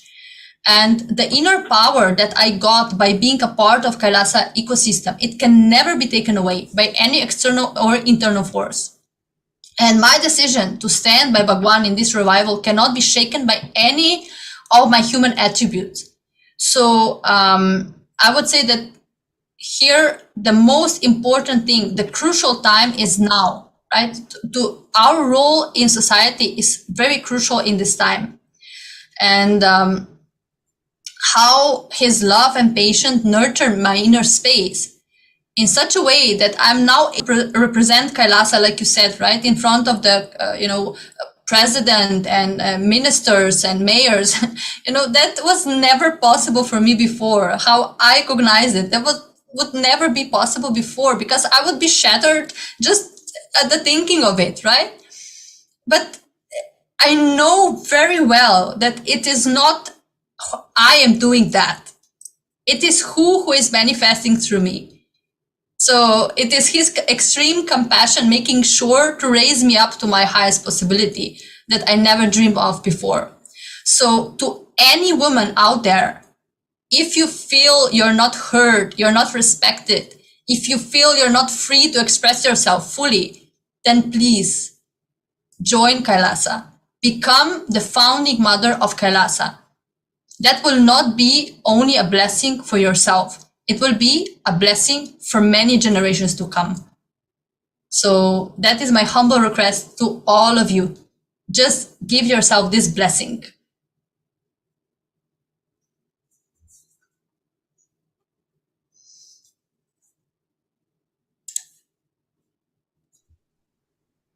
Yeah, I think that was a very powerful sharing, Priya Prema. Thank you so much for being open.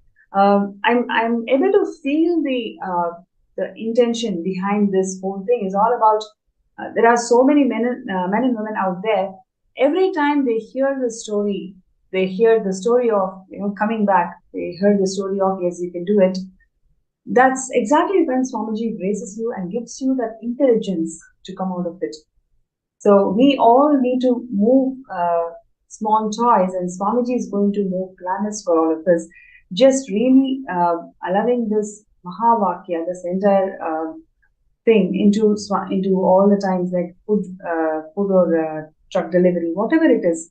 Whenever we send people as our representatives, it really ensuring that they have the kumkum, they have the earrings, they want to put the nose rings. So there are several things that's been blessed by Swamiji over the years. So let's take this now at the moment and start pinning down all the different Akashic wickets. And one thing which I also wanted to share with all of you is the immense contribution of Swamiji in terms of evolving the rural development of women.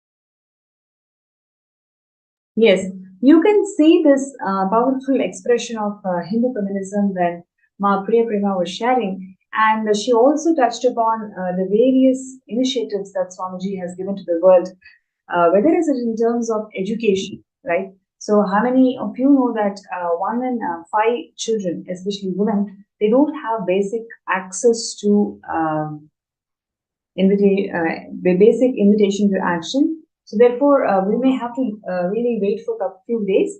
And once the blessings has come through, we will definitely work on presenting a case study where we can literally eradicate the the violence against women in every single diaspora.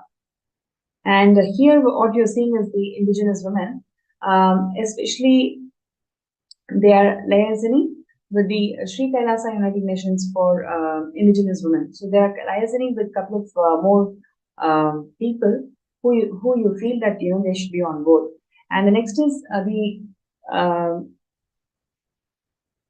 Aboriginal and traditional agriculture of Hindus hails from India itself. That is why it's like extremely fertile and extremely active. Everything that is needed, it's already there. We just need to take it forward. So that's amazing.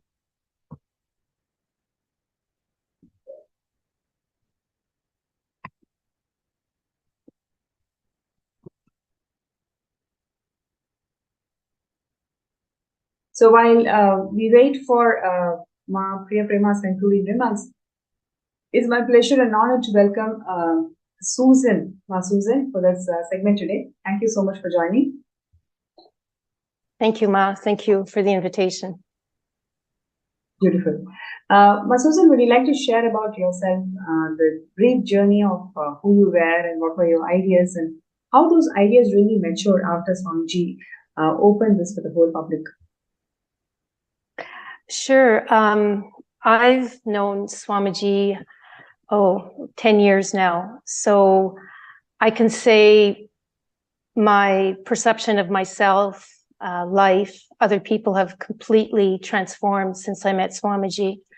And since we're talking about Hindu feminism, that was an issue growing up that was always close to my heart, because even as a young child, I always had this sense of social justice. Like I saw what wasn't right. I saw what was fair, what wasn't fair, but I didn't have the language. I didn't have the inner strength to really know what to do about it.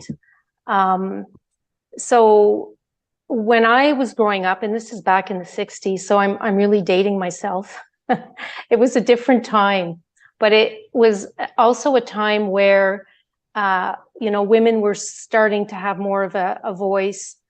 But as you mentioned earlier, feminism was often framed within a competition. It was a competition against men. It was like men were doing bad things and women were often, and even myself, I remember being like, my inner space was that of anger and frustration. And then I realized as I got older and a teenager, and then in my career, I knew a few women that were feminists. And there was one organization in particular, and it was like kind of a radical feminist organization. But I realized that there was a lot of anger. It was us against them.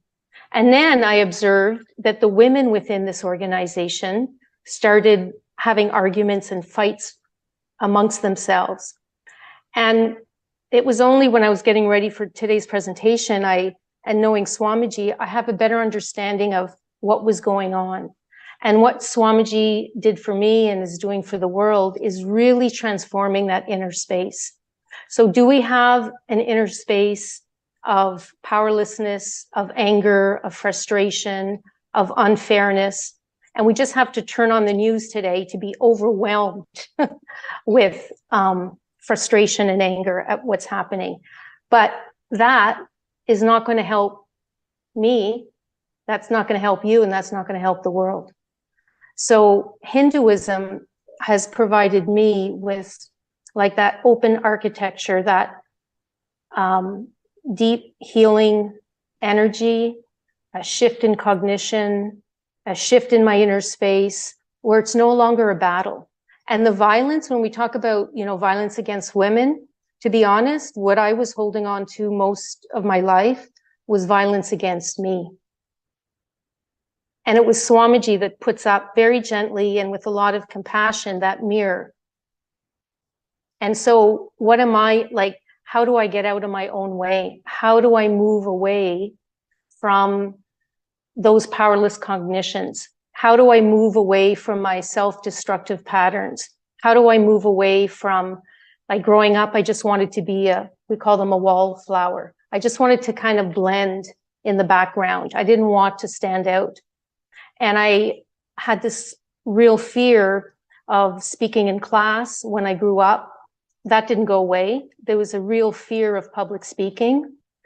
And then through Swamiji, I found out, oh my God, that's one of my uniqueness. That's my unique manifestation of the divine feminine, is to be able to express myself and to be able to help others discover that innate feminine, divine feminine energy.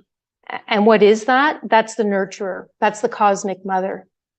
That's the ability to love yourself and to heal yourself. And then once I was able to do that, then I'm able to be of service to others. So in my life right now, I think one thing that's really a major shift for me is, I'm in my 60s. I have 40 years of work before I retired. Well, I guess sort of retired. And because of Swamiji, I'm, in the process of launching a business. So even after 40 years of work, I realized that my real career has yet to start. And like everyone else, I bought into the ideals of conventional society. That ideal, like it was sold to me my whole life, and I was really, really looking forward to it. And some of you might relate to this, was like the Freedom 55. It was like a massive marketing campaign. It was all about early retirement, if you can retire between 55 and 60. And, we did everything that was expected of us. We worked hard, we went to careers, we had the family, we had the house, we had the t-shirt, you ticky box everything. And then you're like, okay, I do all that. I work really hard.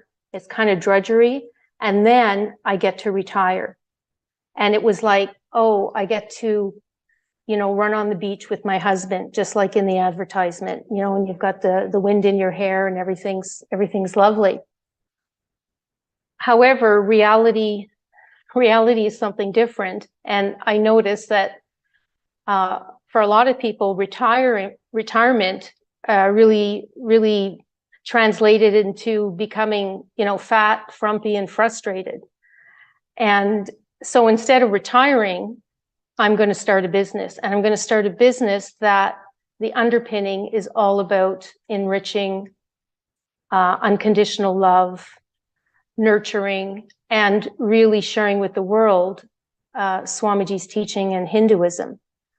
Otherwise, like I too, without Swamiji, it's really, really clear in my mind. I would be doing what everyone else was doing. And I might have been on the fast track to being, fat, frumpy, and frustrated myself.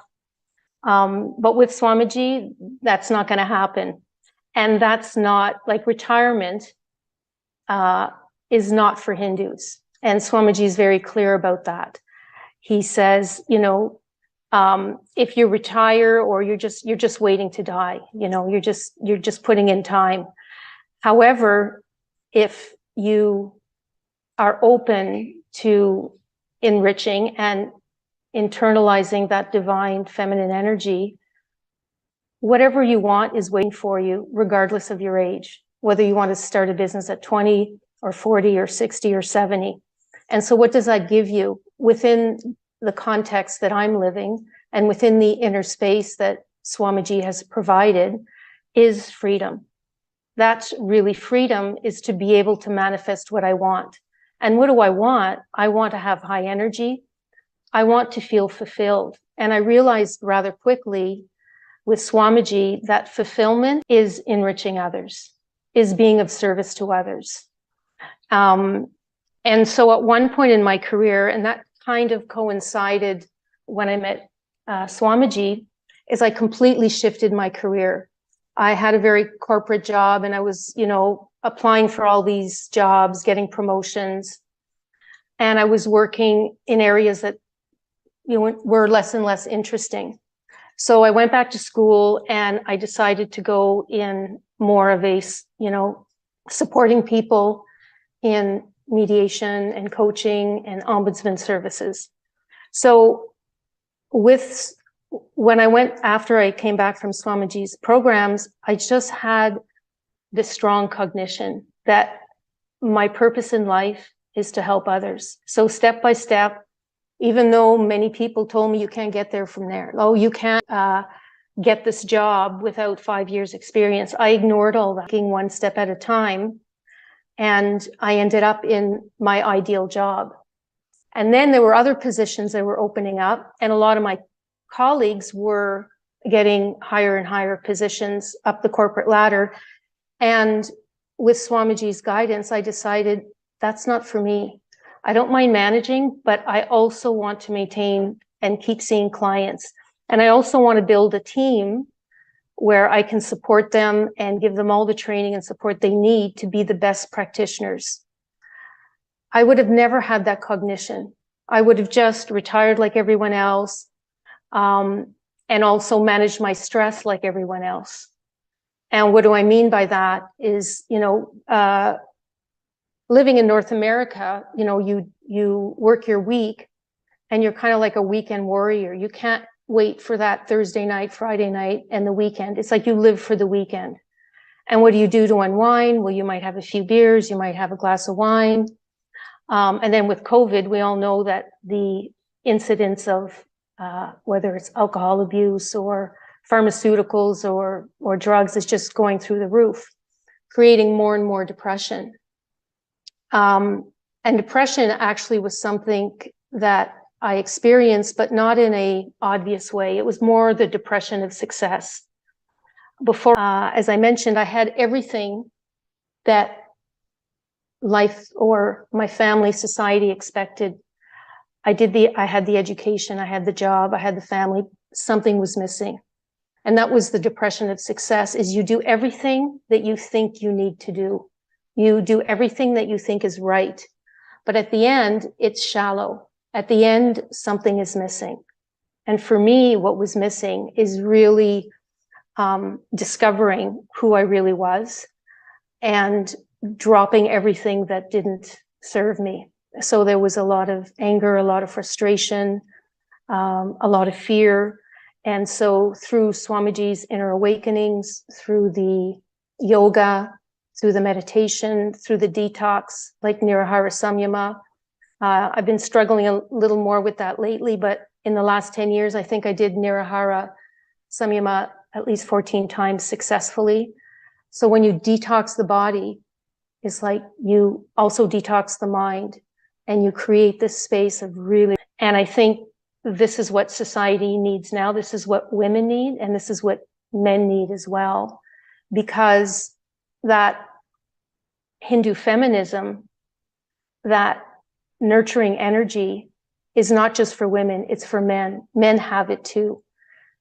I think society and men might have a more difficult time expressing it because of social pressures of suppressing that. But Swamiji tells us that we can easily nurture that divine feminine. In the morning, waking up, for example, and having the intention of let me radiate a nurturing attitude. Let me enrich my friends, my family. Let me have the context, that inner context of enriching others when I do the steps to start my business. And that intention is really powerful. The other way of connecting with that Devi energy is just nurturing, whether you're raising children or taking care of animals, all that is nurturing. All that gives you a different experience. For me, honestly, without Swamiji's initiations and blessings and eternal patience, I would have been where I was 10, 12 years from now.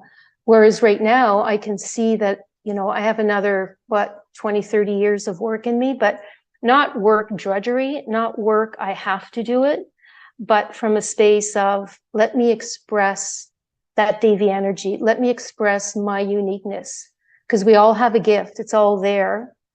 And I'm fortunate enough to have had that support, that real support, and a completely different understanding of feminism.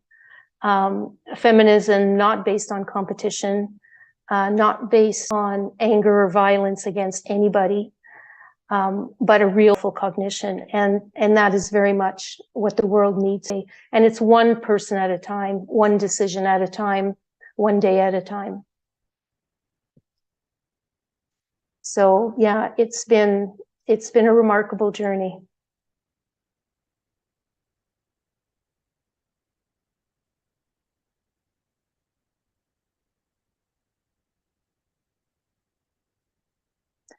I can also add that through Swamiji, I talked about, changing my career. I also quite easily was able to change my lifestyle.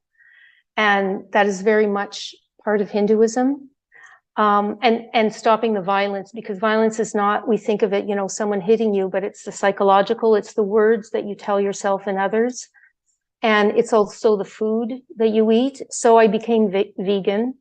And I dropped, it's been a long, long time since I've had anything to drink. There's no recreational drugs. It's a completely different way of eating and being. And I never missed the old way. I never missed, people going out and going to the pub. And it took a while because people were always saying, oh, you're not drinking. And it actually would upset some people that I wasn't partaking. But for me, I've never looked back. And talking about having, a beautiful inner space and energy, taking away all these toxins was really, really important for me. And it's nothing I miss at all.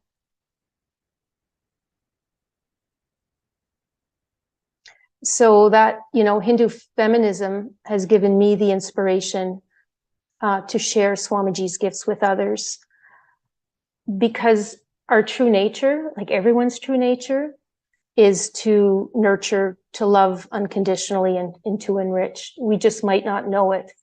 Whereas pre-Swamiji, I was way more focused on myself and way more focused, let's say, just me and my family.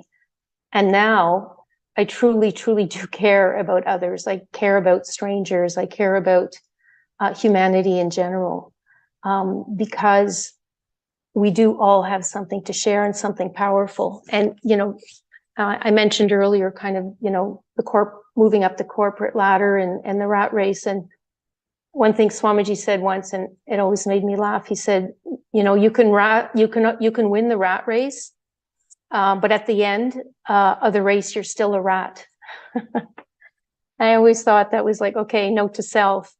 And that's kind of door number one. Like, we can just keep doing what society is dishing out, or we can stop and reflect and say, I want something else. And I would say behind door number two is the really powerful science of Hinduism. Behind door number two is you have the ability to open that door to your true nature. And that true nature is the divine feminine energy that nurtures you, that loves you, that heals you. And then once you heal, then you could be of service to others. And throughout my career, I've met a lot of good people that have wanted to help others. Oh, I'd like to do some volunteer work overseas, or, I'd like to work with women or men, and unfortunately, a lot of them, it's just kind of a pipe dream. Why? Because they're too tired. Why? Because they're so dragged down by their own life, and the toll that society takes on them, that they never actually get to live have a fulfilling life.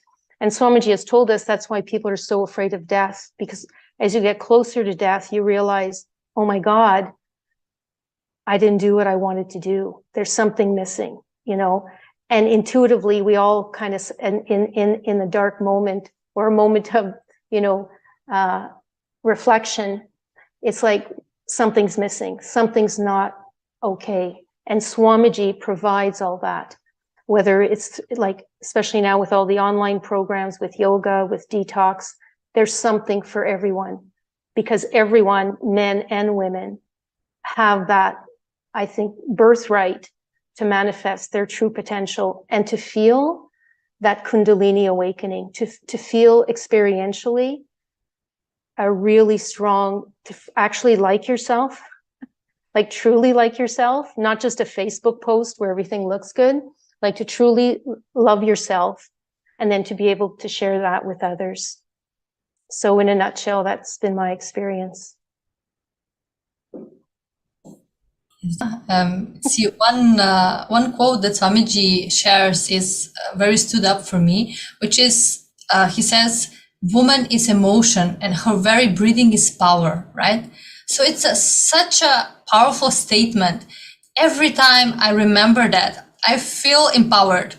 And by this, I feel we are all being reminded of an extraordinary potential that we have to bring stability to the world, right? Because we are sharing here our own experiences, but in reality, every single woman has an experience like that, for sure.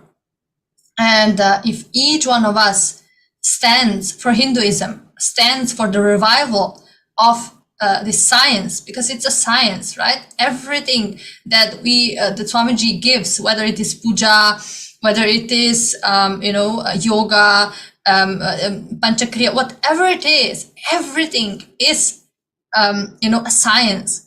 So for me, how my body transformed, how everything, single aspect in my life transformed through all of these practices.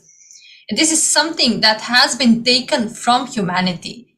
I feel that we have the responsibility to bring this back, to stand. I think it has really come the time to stand for the Sanatana Hindu Dharma and really make sure that each woman gets empowered to stand for herself. Because sometimes I feel, when we are attending programs, right, like Paramashivam, Paramashivam for 21 days, right? So if you're a mother, you have children, sometimes as a woman, you feel maybe, guilty, right? Or, I'm spending all of this time in a program, but my family is not taken care of. But in reality, there is the most compassionate thing that you can do, because, that is how we empower also our own families. So, yes. Yes, very much so. And you bring up a good point, because often we'll say, well, especially as women, like, okay, well, I've got this to do. Other people are counting on me, and you get pressure often from family and friends. And I went through that, even when I changed my lifestyle.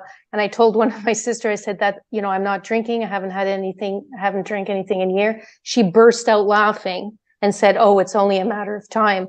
Like, she had no idea of my commitment, or once you don't have that in your system, it's like, I don't want that ever, and so it's the enriching your family. And now no one thinks twice. Or if I say, oh, I'm doing a program, they get it, and there's, for myself, Swamiji will come in and help. Like, if you have a barrier, it's like, oh, my husband's not supportive, my kids are not supportive. I have friends or family that say, negative things about Swamiji. If you have the intention, if in your heart of hearts, that you just connect with yourself and say, okay, what is it that I want? I want to feel peace. I want to feel good about myself. I want to make a difference for me and others. And you're just sincere in that intention, and connect with Swamiji. Just look at his picture. Even if you feel, well, I don't really know this fellow very much, he's new to me. Just connect in whatever way works for you, and you will see. You will see how things shift for you. It has to shift, and it's shifted for me so many times. And being a bit, as they say, longer in the tooth, I had a whole lifetime to complete. It's like a major excavation, but it was worth it. It was very, very fulfilling. And yes, definitely Hinduism is the way of the future. Why? Because it has something for everybody, and it's based on experience, and it's based on real healing. And as we say, the proof's in the pudding from everyone that's benefited from Swamiji and Hinduism. Yes, and what we are seeing today is a story of two beautiful women who have gone through huge things in life, but how they're able to empower themselves by teachings, and how Swamiji has really shifted them from within and gave a complete new perspective, new dimension, and how they've evolved themselves in different leadership positions in life today. The value of Hindu feminism, that what we are seeking today, is something so phenomenal, and there are huge number of contributions that Swamiji has done to empower feminine consciousness. So we can take a look at some of them.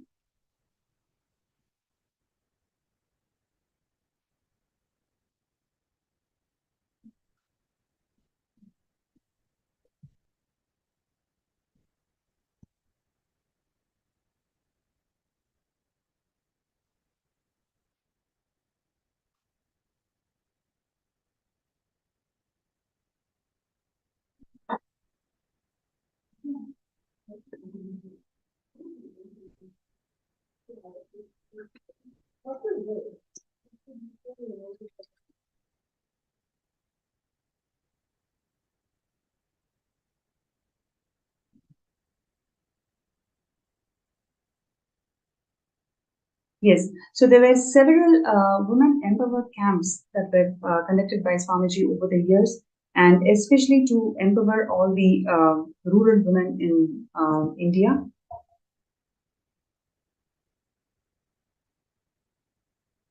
And what you're seeing here is the courtyard sessions where the Balasans, female Balasans, are empowered to empower and initiated to manifest powers.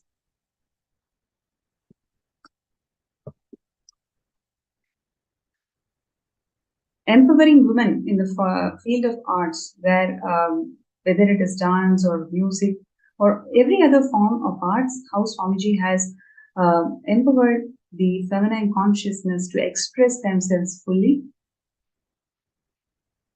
And we also have here the 108 women empowerment centers that Swamiji had inaugurated back in 2008 itself.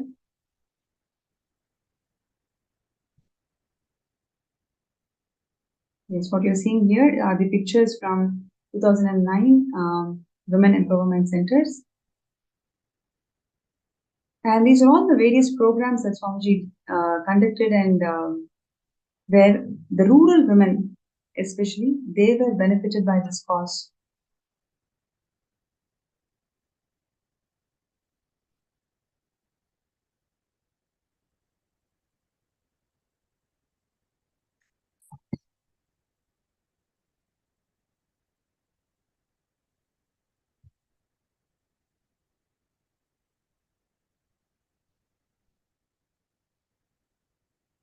Yes, and these are all the different medical camps that Swamiji conducted over the years to help and benefit the health of the rural women.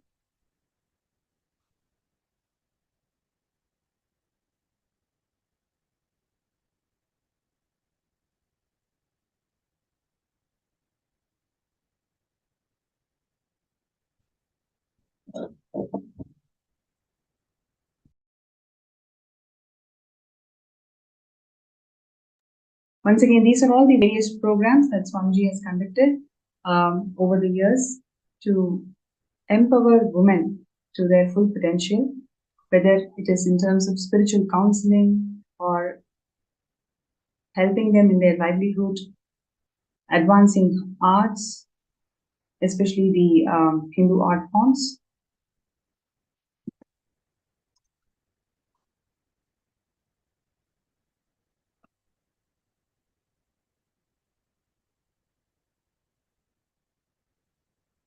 And the agriculture, even the sovereign order of Kailasa, Swamiji had inspired all of them to even learn agriculture.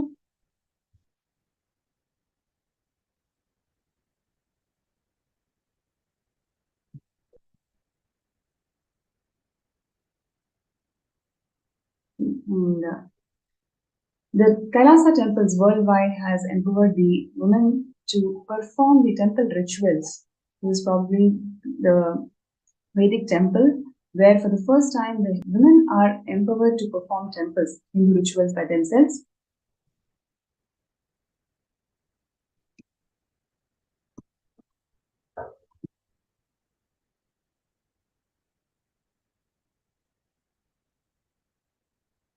And what you're seeing here is the arts, Hindu arts, where Swamiji has empowered the women to perform the Uttamottama Seva to one and all.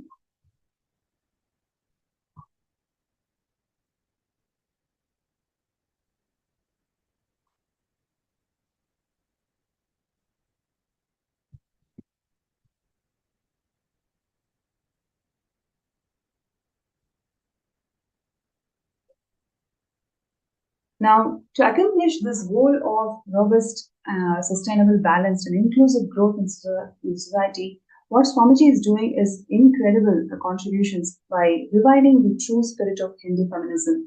What we saw today, whether it is Priya Prema or Susan's journey, has been so touching, so many lives today. It's mainly because how they have come out to express what they've gone through in lives and how there is solution for everything. And like what Swamiji has many times shared with all of us, Hinduism has solutions for every single problem out there, especially whatever the world is facing. And all we need to do is revive Hinduism, revive all the techniques and methodologies that Swamiji is sharing from Hinduism, share it with the world, and that is exactly what Kailasa's various agencies and the various international humanitarian agencies, Kailasa's various educational platforms, everything is doing, everything is sharing this science of Hindu feminism and the knowledge repositories that Hinduism has got to overcome every single life problem that we are facing. And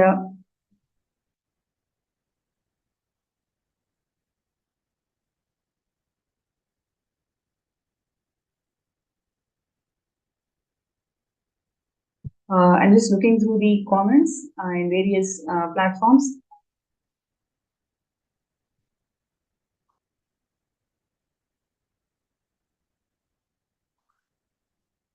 Right. So Nathan Porter is sharing that may Shiva return to earth, incarnate with all the powers and majesty. Is true to what you're saying. That's what Swamiji has incarnated, and he's reviving this whole Sanatana Hindu Dharma to its original glory. And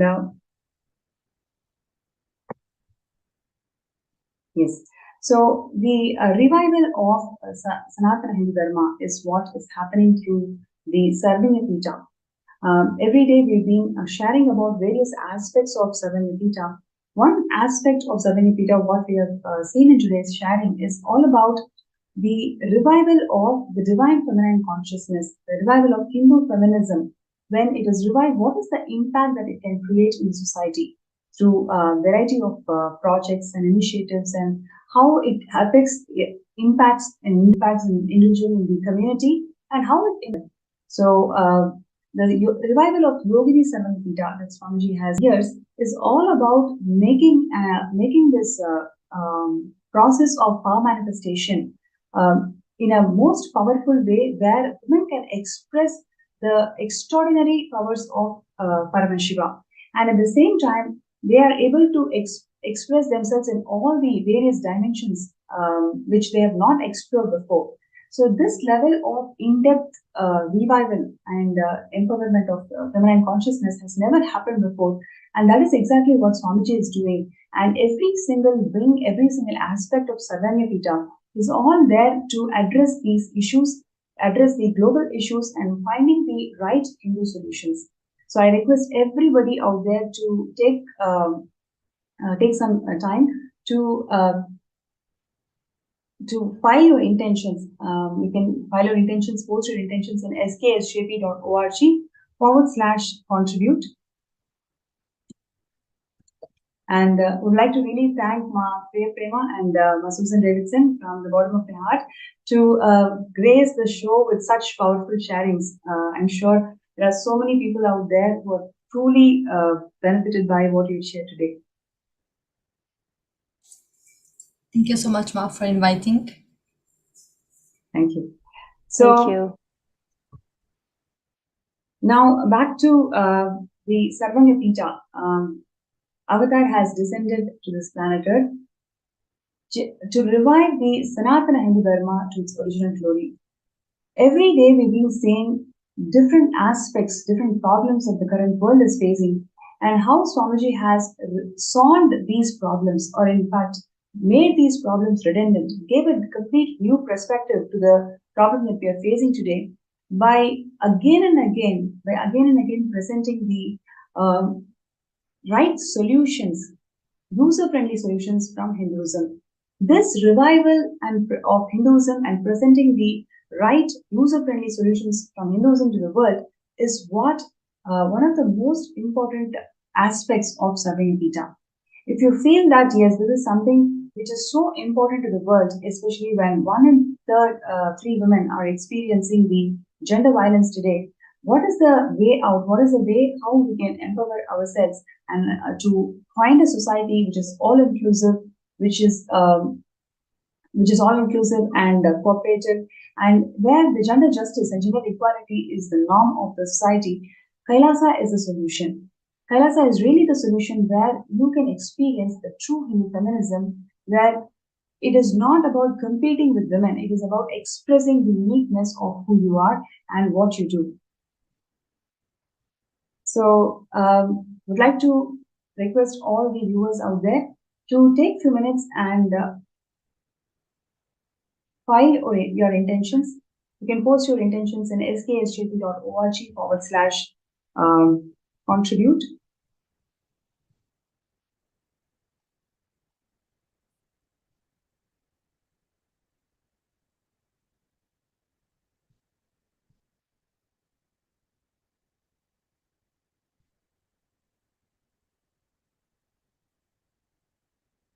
Yes, let's take a few minutes to post our intentions. To post our intentions in sksjp.org/contribute.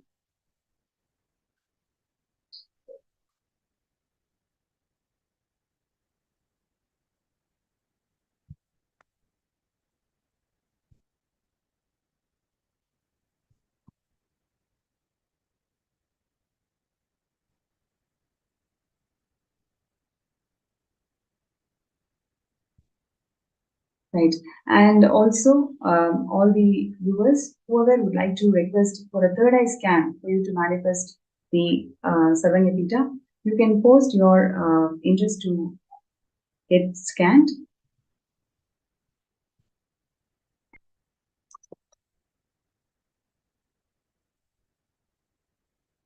So everybody who's interested to get your third eye scanned, to move the obstacles, whatever is the obstacle, to manifest Sarvayapita, you can post that and we will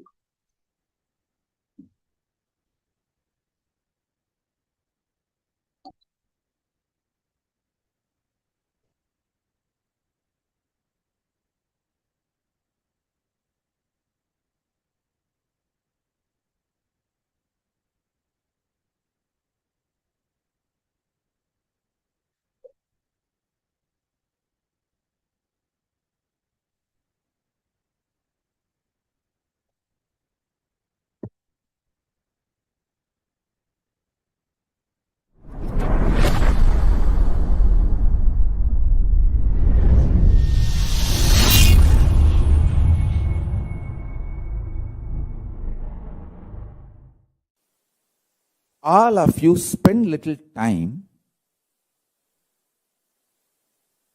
study what is your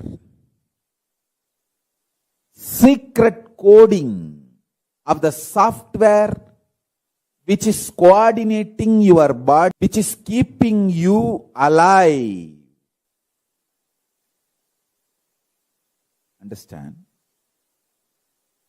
I want all of you to know, you can scan your body consciously and scan others' body consciously.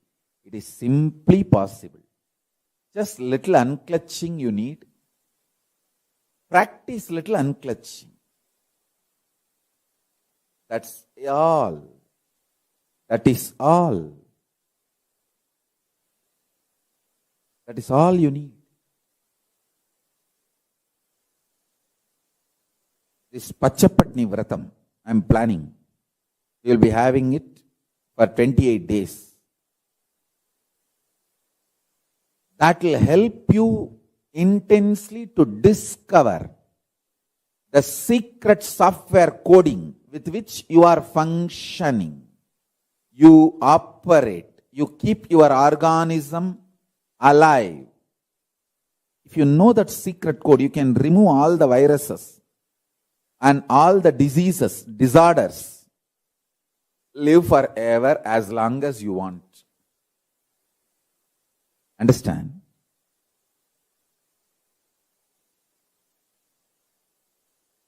I want all of you to know, listen carefully. Genetically itself, Hindu women carry this knowledge. This knowledge is in the DNA of Hindu women.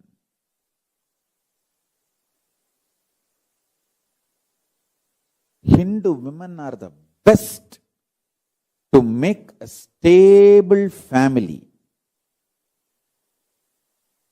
Whether as head of the family or a sannyasi, nun, Hindu women are the best.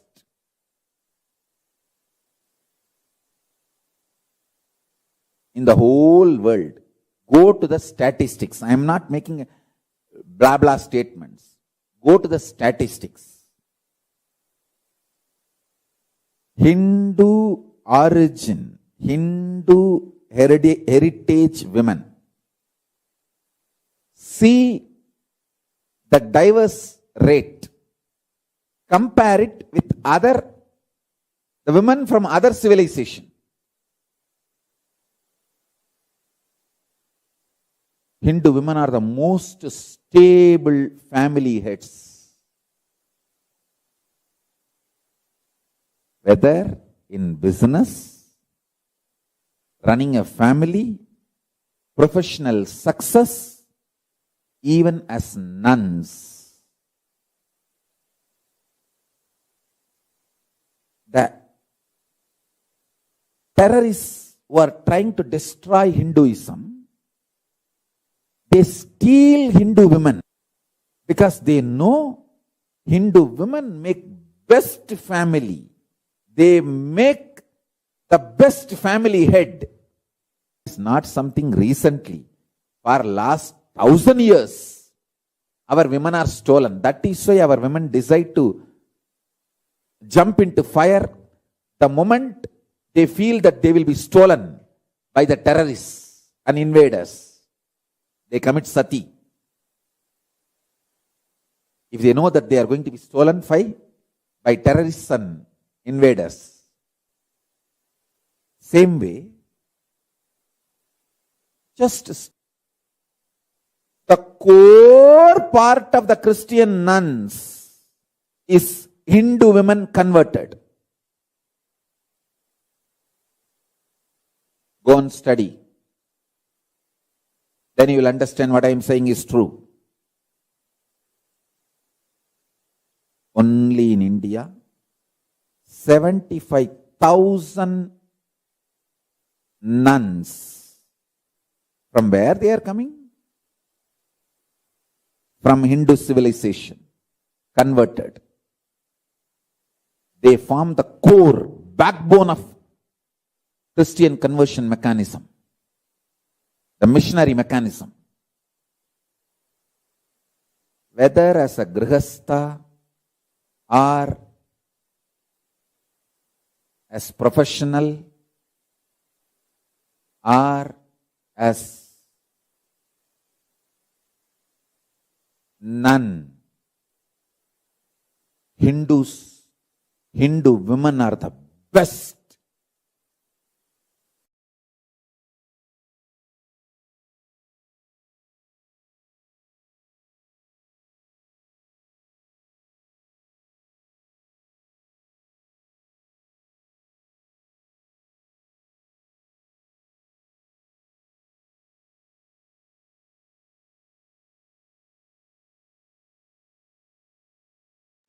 Yes, I'm just looking into the comments.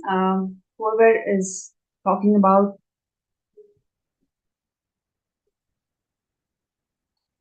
the Hindu feminism segment, thank you so much for the guest speakers who came and shared their valuable life journey. And now let us go to the power manifestation session where I'm going to scan people, whoever is feeling stuck in manifesting SJP. So Ma Hiranmayi has asked for a scan, Nithyananda. So let us please sit straight, chant Mahavakya.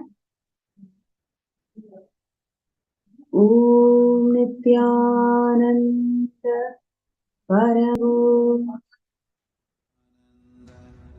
Om Nithya Paramashivam Om Nithyananda Paramashivam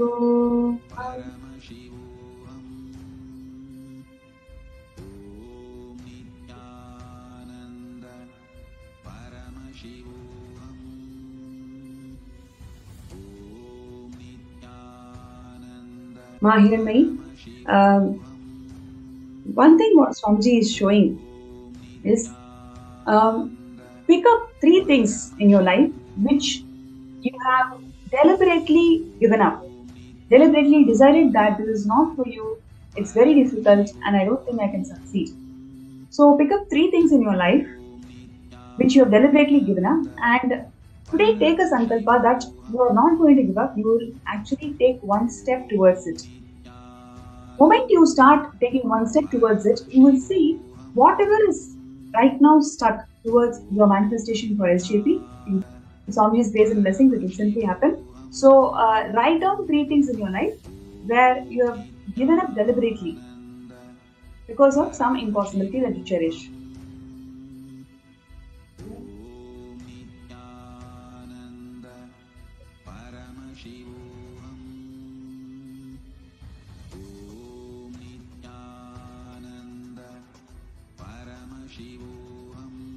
So I request anybody else, whoever is requesting for a third eye scan, you can post that in the MPSN group or in the YouTube live chat.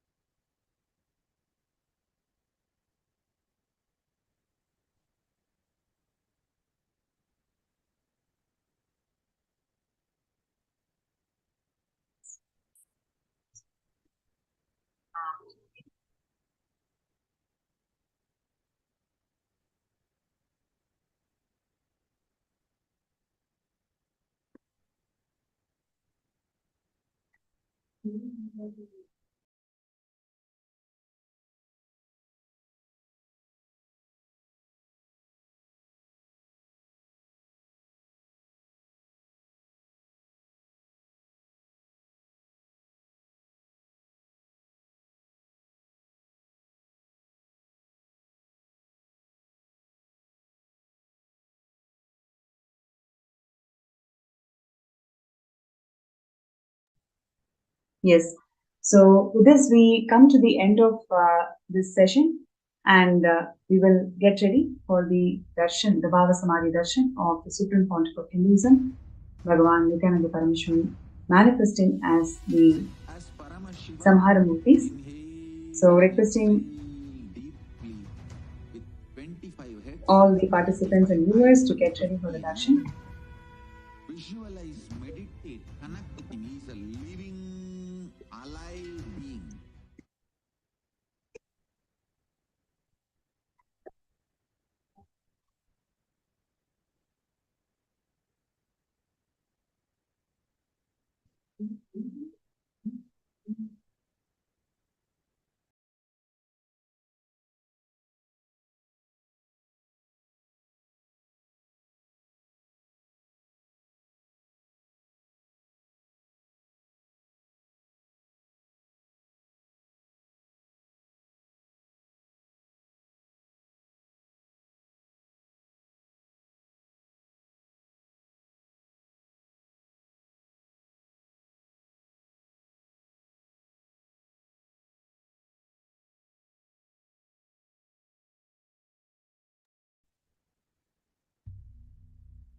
Nityanandam.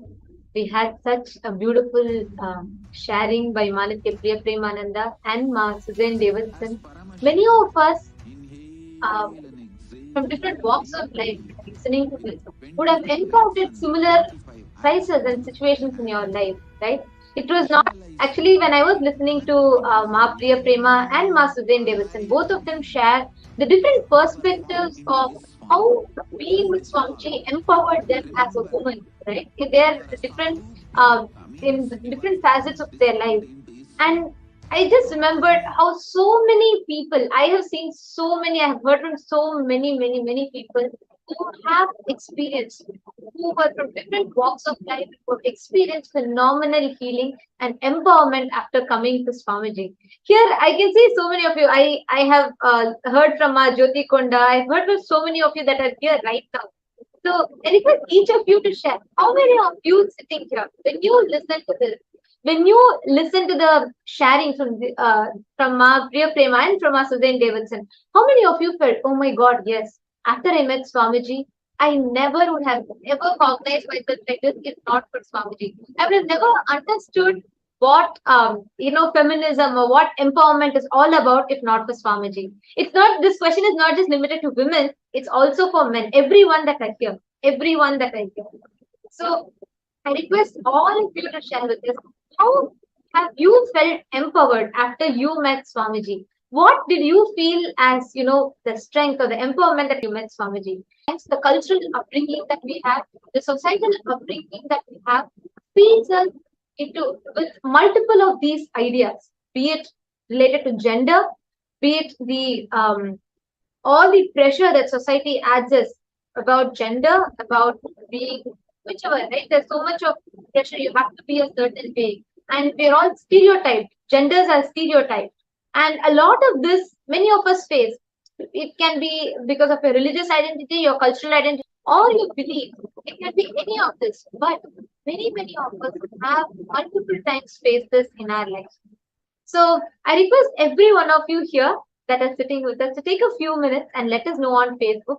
Please go ahead and post on Facebook which aspect have you felt empowered after meeting Swamiji. Ma Suprendrananda, Ma Swatantra, Ma Jalandhara Sthitananda, Ma Devika Rani Rapatam, Ma Zeng Shuyon, and Ma Sadashiva Mai, Ma Kriya Yogini, Ma Nitya Naresha.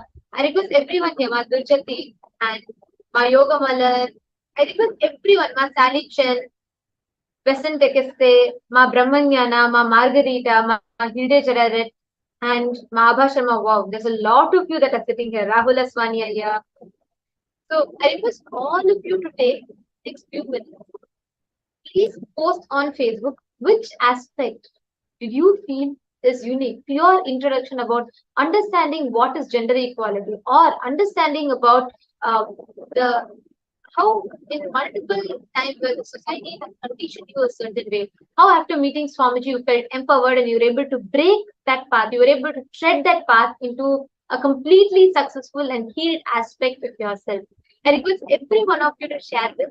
I'm sure everyone here has a story to tell. Everyone here, like what we heard beautifully from Ma Priya Prema or Ma Suzanne Davidson, I'm sure everyone here has. Actually, it's very concerning that despite of the centuries, I would say, of different types of empowerment being done, right? Like earlier when it was Sanatana Hindu Dharma, all the kingdoms, the basic nations were thriving. And at that time, having women and where women were worshipped, Even in our scriptures, it very clearly says how it is valuable as a question. Right. So at that time, the way how women were, how women were respected was completely different to now. How, despite all progress in recent years, women still face many barriers to empowerment. These can include discrimination, lack of access to education, healthcare, cultural norms that limit women's growth and opportunities. And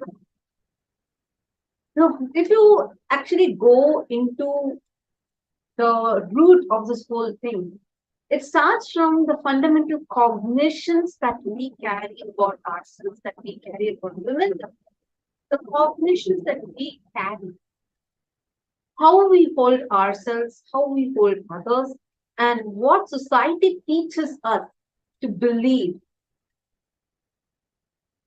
The mentality needs to be completely transformed. Very beautifully, Swamiji has explained, saying how it is not about equal opportunity alone. It's not about, okay, say that, okay, I'm being a woman, that this. That alone is not the thing of a real empowerment. It is about you discovering your ultimate power, awakening that divine feminine consciousness in you, and from within being empowered. And you have the ability to progress in your life, take decisions in your life, have the ability to handle, digest things in your life, and build yourself strong, powerful. Actually, that's it. It's very beautiful. Shastra Pramana Manusmriti, where the verse beautifully says, Yatra Narya Supujyante Ramantre Tatra Devataha, Yatrastu Na Pujyante Sarvas Tatra Phala Kriyaha. It says, where women are honored, divinity blossoms there. Wherever women are dishonored, all action, no matter what, how noble it may be, remains unfruitful. It is not just about women, or it's not just about the what we understand as women empowerment. It's about the whole gender barrier being completely broken and how it completely changes the very ecosystem around us is entirely different. And it is only with Swamiji here we get that extremely beautiful space around us. Actually, if you see, right, the kind of trauma and the emotional abuse that women go through, actually not just women, anyone in this gender discrimination, people that are going through this gender discrimination, whether the kind of trauma or the abuse, physical and mental health issues that arise as a result of these abuse. The survivors of these victims, that survivors of these kind of abuses are not like they try to only come out of it, they try to cope up with it. There are many rehabilitation centers that are there that help. But what Swamiji is doing is something phenomenal, because Swamiji is addressing the very root of the issue and changing the very perspective. Today in Kailasa, 80% of leaders are women. In Kailasa, all of us know, we've been, like many of us here, I would say most of us here have been with Swamiji for more than 5 years, 6 years minimum, right? And all of us have seen how Swamiji, the kind of cognitions, be it starting from worshipping Devi Para Shakti, the ultimate divine cosmic mother, bringing in mother worship, or the stance Swamiji has about the 11 genders and the empowerment Swamiji gives about gender equality, and 80% of leaders in Kailasa are women. This kind of initiatives that Swamiji has taken. Ma Pranapriya also showed us a lot of pictures which showed the different other initiatives helping rural women, helping the indigenous tribal women, and giving them economic support, emotional support, spiritual support, so that they can build their lives. and come out of all the social norms that have been instilled on them, which is restricting, which is stopping this, making them be bound within themselves. Despite of all of it, there are so many women that are able to come out of all of these, breaking barriers, and are able to really so beautifully. Manika Premananda was sharing how, despite of whatever she had gone through, how it was Swamiji who healed her from all of that and showed her the possibility of a life where there need not be any abuse. Swamiji gives us the most powerful cognition that you can never be violated. Today, if you become part of the Maha Kailasa, you will see how just by you becoming a part of it, you are saving many, many, many women's lives. They had one, I think, just how one was from a totally different perspective of how even after retirement, she felt she still has a possibility in her life because one of the fundamental cognition as a human being is a seed and is a possibility. And we also heard from Priya how she shared what people think society thinks being a model, being a star celebrity, is that bling life is the most successful life. But she shared what actually she faced and how it was because of how she is feeling empowered from within. Now, if you're watching this and if you feel that you want to take a step, be a part of this great revival that Swamiji is doing, and transformation that Swamiji is bringing into all of our mental systems, helping women to actually break through these barriers, then become part of Mahakaya. Your support, your step to become a part of this will make you be a part of this initiative of empowering women. And real if empowerment. you believe in empowering, now in this space of experience, highest consciousness of yourself. So now, yes, and okay, there are many of you who have posted your comments. Priya Yogini and Nithyananda said what the monks shared just now was particularly great and shocking. Suddenly feel that women have been invisible violence, and violence is everywhere. And Madhevika and Era has posted. Definitely, I'm feeling empowered. So much healing has happened. I received so much right knowledge about life from sessions. I love myself and others, giving me confidence to face myself and the world. Thank you, Bhagwan and Sangha. Absolutely, if not for Swamiji, world would have never gotten this science. It is not just to do with us, our identity as women, or just gender limited. Even empowering us to realize that we are divine, we are conscious, that we are not bound by these genders. And Swamiji brought in this whole thing. When we are fighting about, men or women, Swamiji is bringing this whole thing about 11 genders in Hinduism. Hinduism is rich with the knowledge that we have. There are so many powerful truths, powerful cognitions exist. On Nithya Yogini, shared beautifully how this you're able to understand violence, right? Nithya Yogini, you tell, in the place where you live, how many times, or you don't need to actually tell me, but just look inside you. What kind of different restrictions, discriminations, and abuses your leaders have been a victim of? The one and only solution for this is Swamiji, and this revival is Swamiji. Here you have a huge possibility. Today you can become a part of Maha Kailasa be a part to really transform people's lives. You can be a part of saving many, many thousands of women's lives. We have so many people that are here who are actually survivors of so many emotional traumas, but because of societal discrimination that they have been. And is one only Swamiji who can help us, save us from this, and transform the entire society, the settlement society.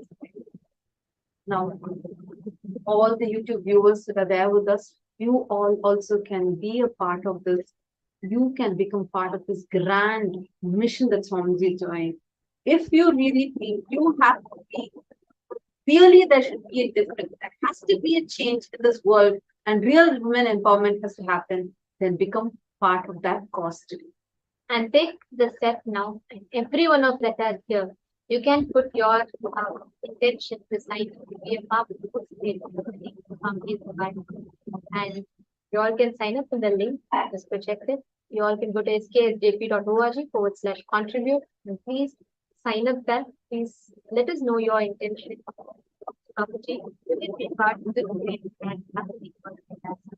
And now with this, it is time for all of us to get ready to enter into the Bhava Samadhi Darshan. I know everyone sitting here are waiting to receive the Bhava Samadhi Darshan. Today, we are going to be having the darshan of the forms of Paramashiva, the ferocious forms of Paramashiva, as Virabhadra, as Samhara Murthy, as Matsya Samhara Murthy, and Simhagna Murthy, and a lot of different forms of Paramashiva.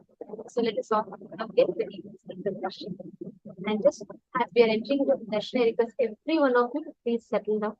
We are going to be entering into Darshan, and Darshan is the sacred space, the most powerful sacred space for us to experience, tap, open the doors to our highest wisdom as divine, whatever we call it. And that's pure space of oneness with Swamiji. Normally, we all go and see deities in temples, but it is not easy for us to connect that ultimate consciousness with deities. Not because the Archavataras deities are not powerful, but because human beings are not matured enough to experience that higher state of consciousness through Archavataras. And therefore, out of that supreme compassion, the Nijavatara, physical embodied form within, to bridge that gap between human beings and the Archavataras and the divine, and they bridge this gap and take us through. So all the participants that are sitting here during the Bhava Samadhi Darshan, we are all going to be experiencing this same space where Nijavatara of Paramashiva, the Supreme Pontiff of Hinduism, our beloved Swamiji, is going to literally bridge us from being human to becoming God. Right? And this space is the most powerful space where you are extremely you're extremely malleable, means you can be molded into divine. And in this space, whatever you set as your intention, that just becomes present inside you. Whether you want to manifest wealth, health, successful business, or enlightenment itself, whatever level of desire you have, this space is the most conducive space for you to manifest these desires. That process is what we call as Shaktini Pada, where the bridging of the gap between human to divine happens, and only an avatar can do that. Only in the presence of the avatar, you can sit thousands of miles apart, and the avatar can entangle you, and through the Shaktini Pada, lift you to the higher state of consciousness. Modern science is just starting to learn this, and it is understanding this as quantum tunneling, where beyond the parameters of time and space, the energy or the entanglement happens between two particles.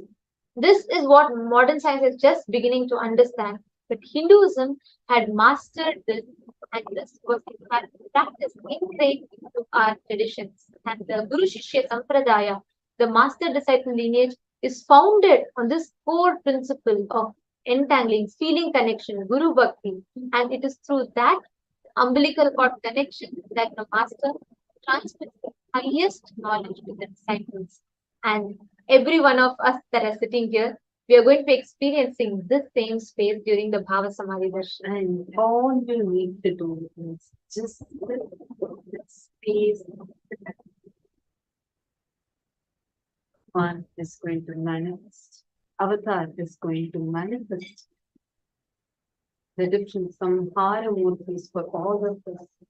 And ferociously awaken the ferociousness in us so that we can experience the real empowerment in us, and so that we can experience that real powerfulness to have the ability to break from any kind of impossibilities or fear of failures that we might have been facing in the past. Understand today is very, very, very powerful darshan. Now let us all get ready for the darshan. Please sit their head, naked spine in a straight line.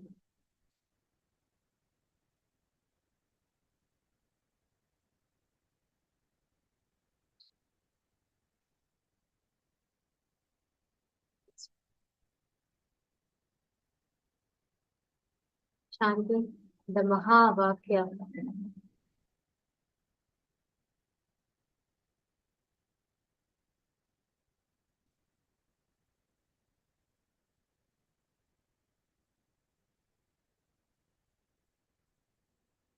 Meditate on the form of Swamiji in your Ananda Gandha, connecting with the Nijavatara, the living embodied form. Sit as Paramashivam. Inhale and exhale. Om Nithyananda Paramashivam. Visualize, meditate, connect with him. He's a living, alive being. Paramashivam. Remember, you Om are Samadhi means you are Nithyananda this form. Paramashivam. I am initiating Salokya Mukti.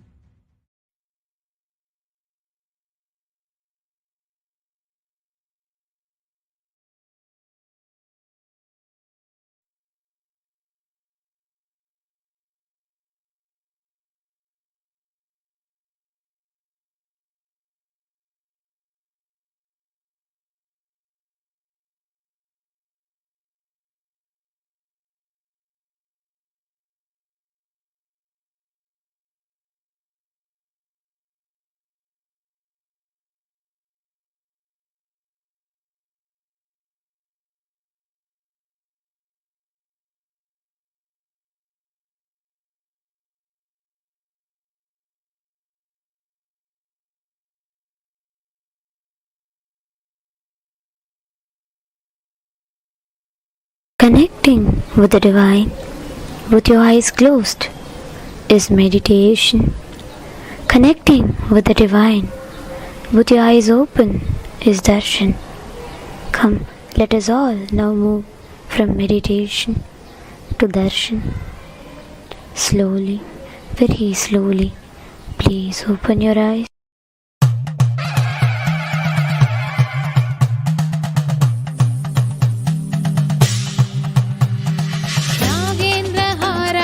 त्रिलोचनाय भस्माङ्गरागाय माहेश्वराय नागेन्द्रहाराय त्रिलोचनाय भस्माङ्गरागाय माहेश्वराय नित्याय शुद्धाय दिगम्बराय तस्मै नकाराय नमः शिवाय नमः शिवाय नमः शिवाय नमः शिवाय नमः शिवाय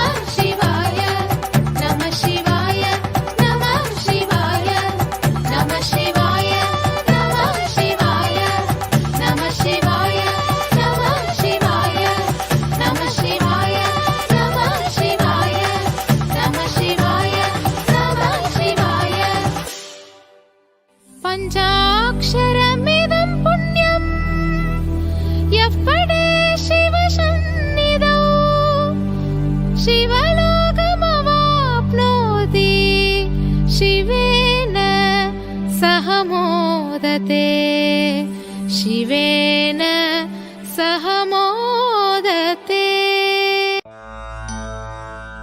பித்தனே சித்தனே உலகோரின் பித்தெல்லாம் தெளிவித்து ஞான வித்தை தந்தவனே நித்யானந்த பெருவாழ்வின் பொருளானவனே நித்யானந்த பெருவாழ்வின் பொருளானவனே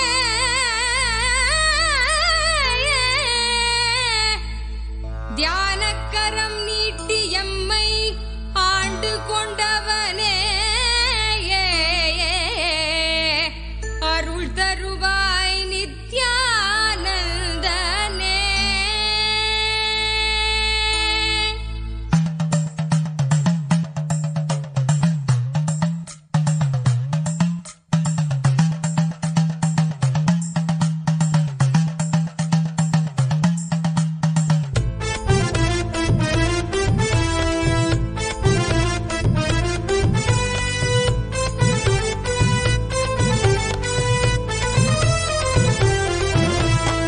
தங்கமலை வந்த மகாதேவிகமாய் நின்றவா அண்டத்துக்கு நித்யானந்த தியானம் தந்தவா. தங்கமலை வந்த மகாதேவிகமாய் நின்றவா அண்டத்துக்கு நித்யானந்த தியானம் தந்தவா. கட்டி தரும் நித்யானந்தன் தியானம் தன்னை செய்தாலது பக்தியோடும் ஸ்ரத்தையோடும் நித்யா உன்னை பூஜிப்பது. பல நாட்டவமோ பல நாள் நித்யானந்தன் ரூபம் இன்று இறையே குருவின் உருவில் வையம் காக்கும் எண்ணம் கொண்டு தங்கமலை வந்த மகாதேவிகமாய் நின்றவா அண்டத்துக்கு நித்யானந்த தியானம் தந்தவா. தங்கமலை வந்த மகாதேவிகமாய் நின்றவா அண்டத்துக்கு நித்யானந்த தியானம் தந்தவா.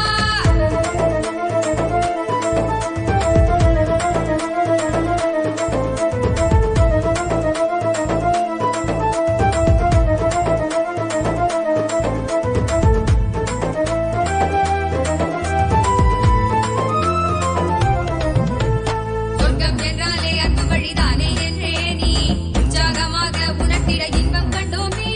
சொர்க்கம் என்றாலே அன்பு வழிதானே என்றே நீ உற்சாகமாக உணர்த்திட இன்பம் கண்டோமே. உள்ளமது சொர்க்கம் அதை அண்டு தன்னில் தான் தேடுது உள்ளுரையும் ஆனந்தத்தின் எல்லை வீர உண்டாகுது. நாடும் மடியாரை நித்திய தியானம் தன்னை தந்து இங்கு தேடும் சுக வாழ்வை தர நித்யானந்தன் ரூபம் கொண்டு தங்கமலை வந்த மகாதேவிகமாய் நின்றவா அண்டத்துக்கு நித்யானந்த தியானம் தந்தவா. தங்கமலை வந்த மகாதேவிகமாய் நின்றவா அண்டத்துக்கு நித்யானந்த தியானம் தந்தவா.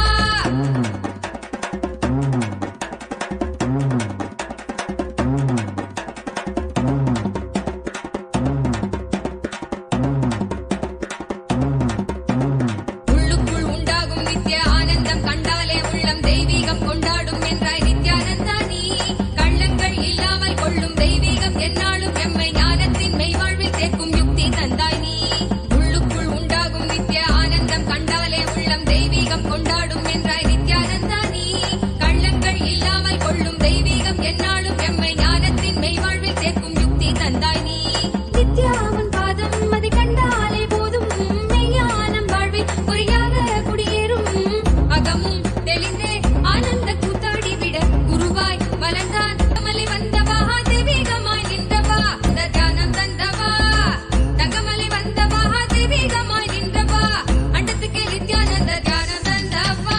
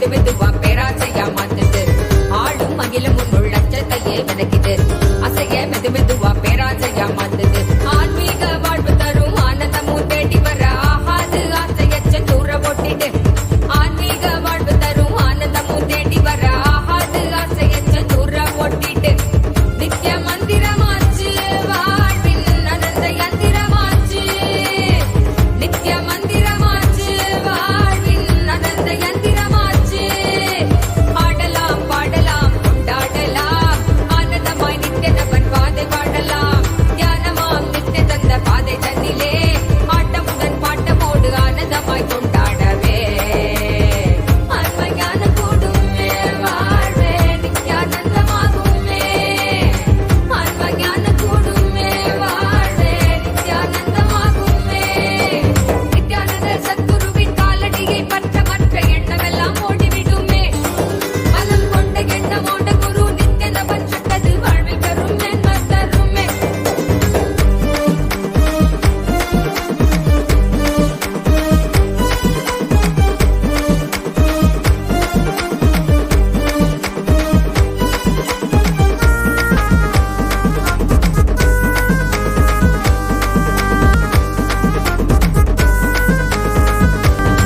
மனமே மாயை என்று நித்யானந்த சொன்னது மிகையாய் ஆழ்ந்திருந்தால் ஏமாற்றமே மிஞ்சது மனமே மாயை என்று நித்யானந்த சொன்னது மிகையாய் ஆழ்ந்திருந்தால் ஏமாற்றமே மிஞ்சது மீளாத ஆனந்தமும் சேரும் உன் கண் திறந்து மனமே வரும் இல்லை என்று ஏற்றுக்கொள்வது மீளாத ஆனந்த கண் திறந்து மனமே வரும் இல்லை என்று ஏற்றுக்கொள்வது நித்ய மந்திரமாச்சு வாழ்வின் அனந்த யந்திரமாச்சு நித்ய மந்திரமாச்சு வாழ்வின் அனந்த யந்திரமாச்சு ஆடலாம் பாடலாம் கொண்டாடலாம் ஆனந்தமாய் நித்யனவன் பாதை பாடலாம் தியானமாம் நித்ய தந்த பாதை தன்னிலே ஆட்டமுடன் பாட்டமோடு ஆனந்தமாய் கொண்டாடவே ஆன்மஞான கூடுமே வாழ்வே நித்யானந்தமாகுமே ஆன்மஞான கூடுமே வாழ்வே நித்யானந்தமாகுமே நித்யானந்த சத்குருவின் காலடியை பற்ற மற்ற எண்ணமெல்லாம் ஓடிவிடுமே மனம் கொண்ட எண்ணமோட குரு நித்யனவன் சுட்டியது வாழ்வில் தரும் நன்மை தருமே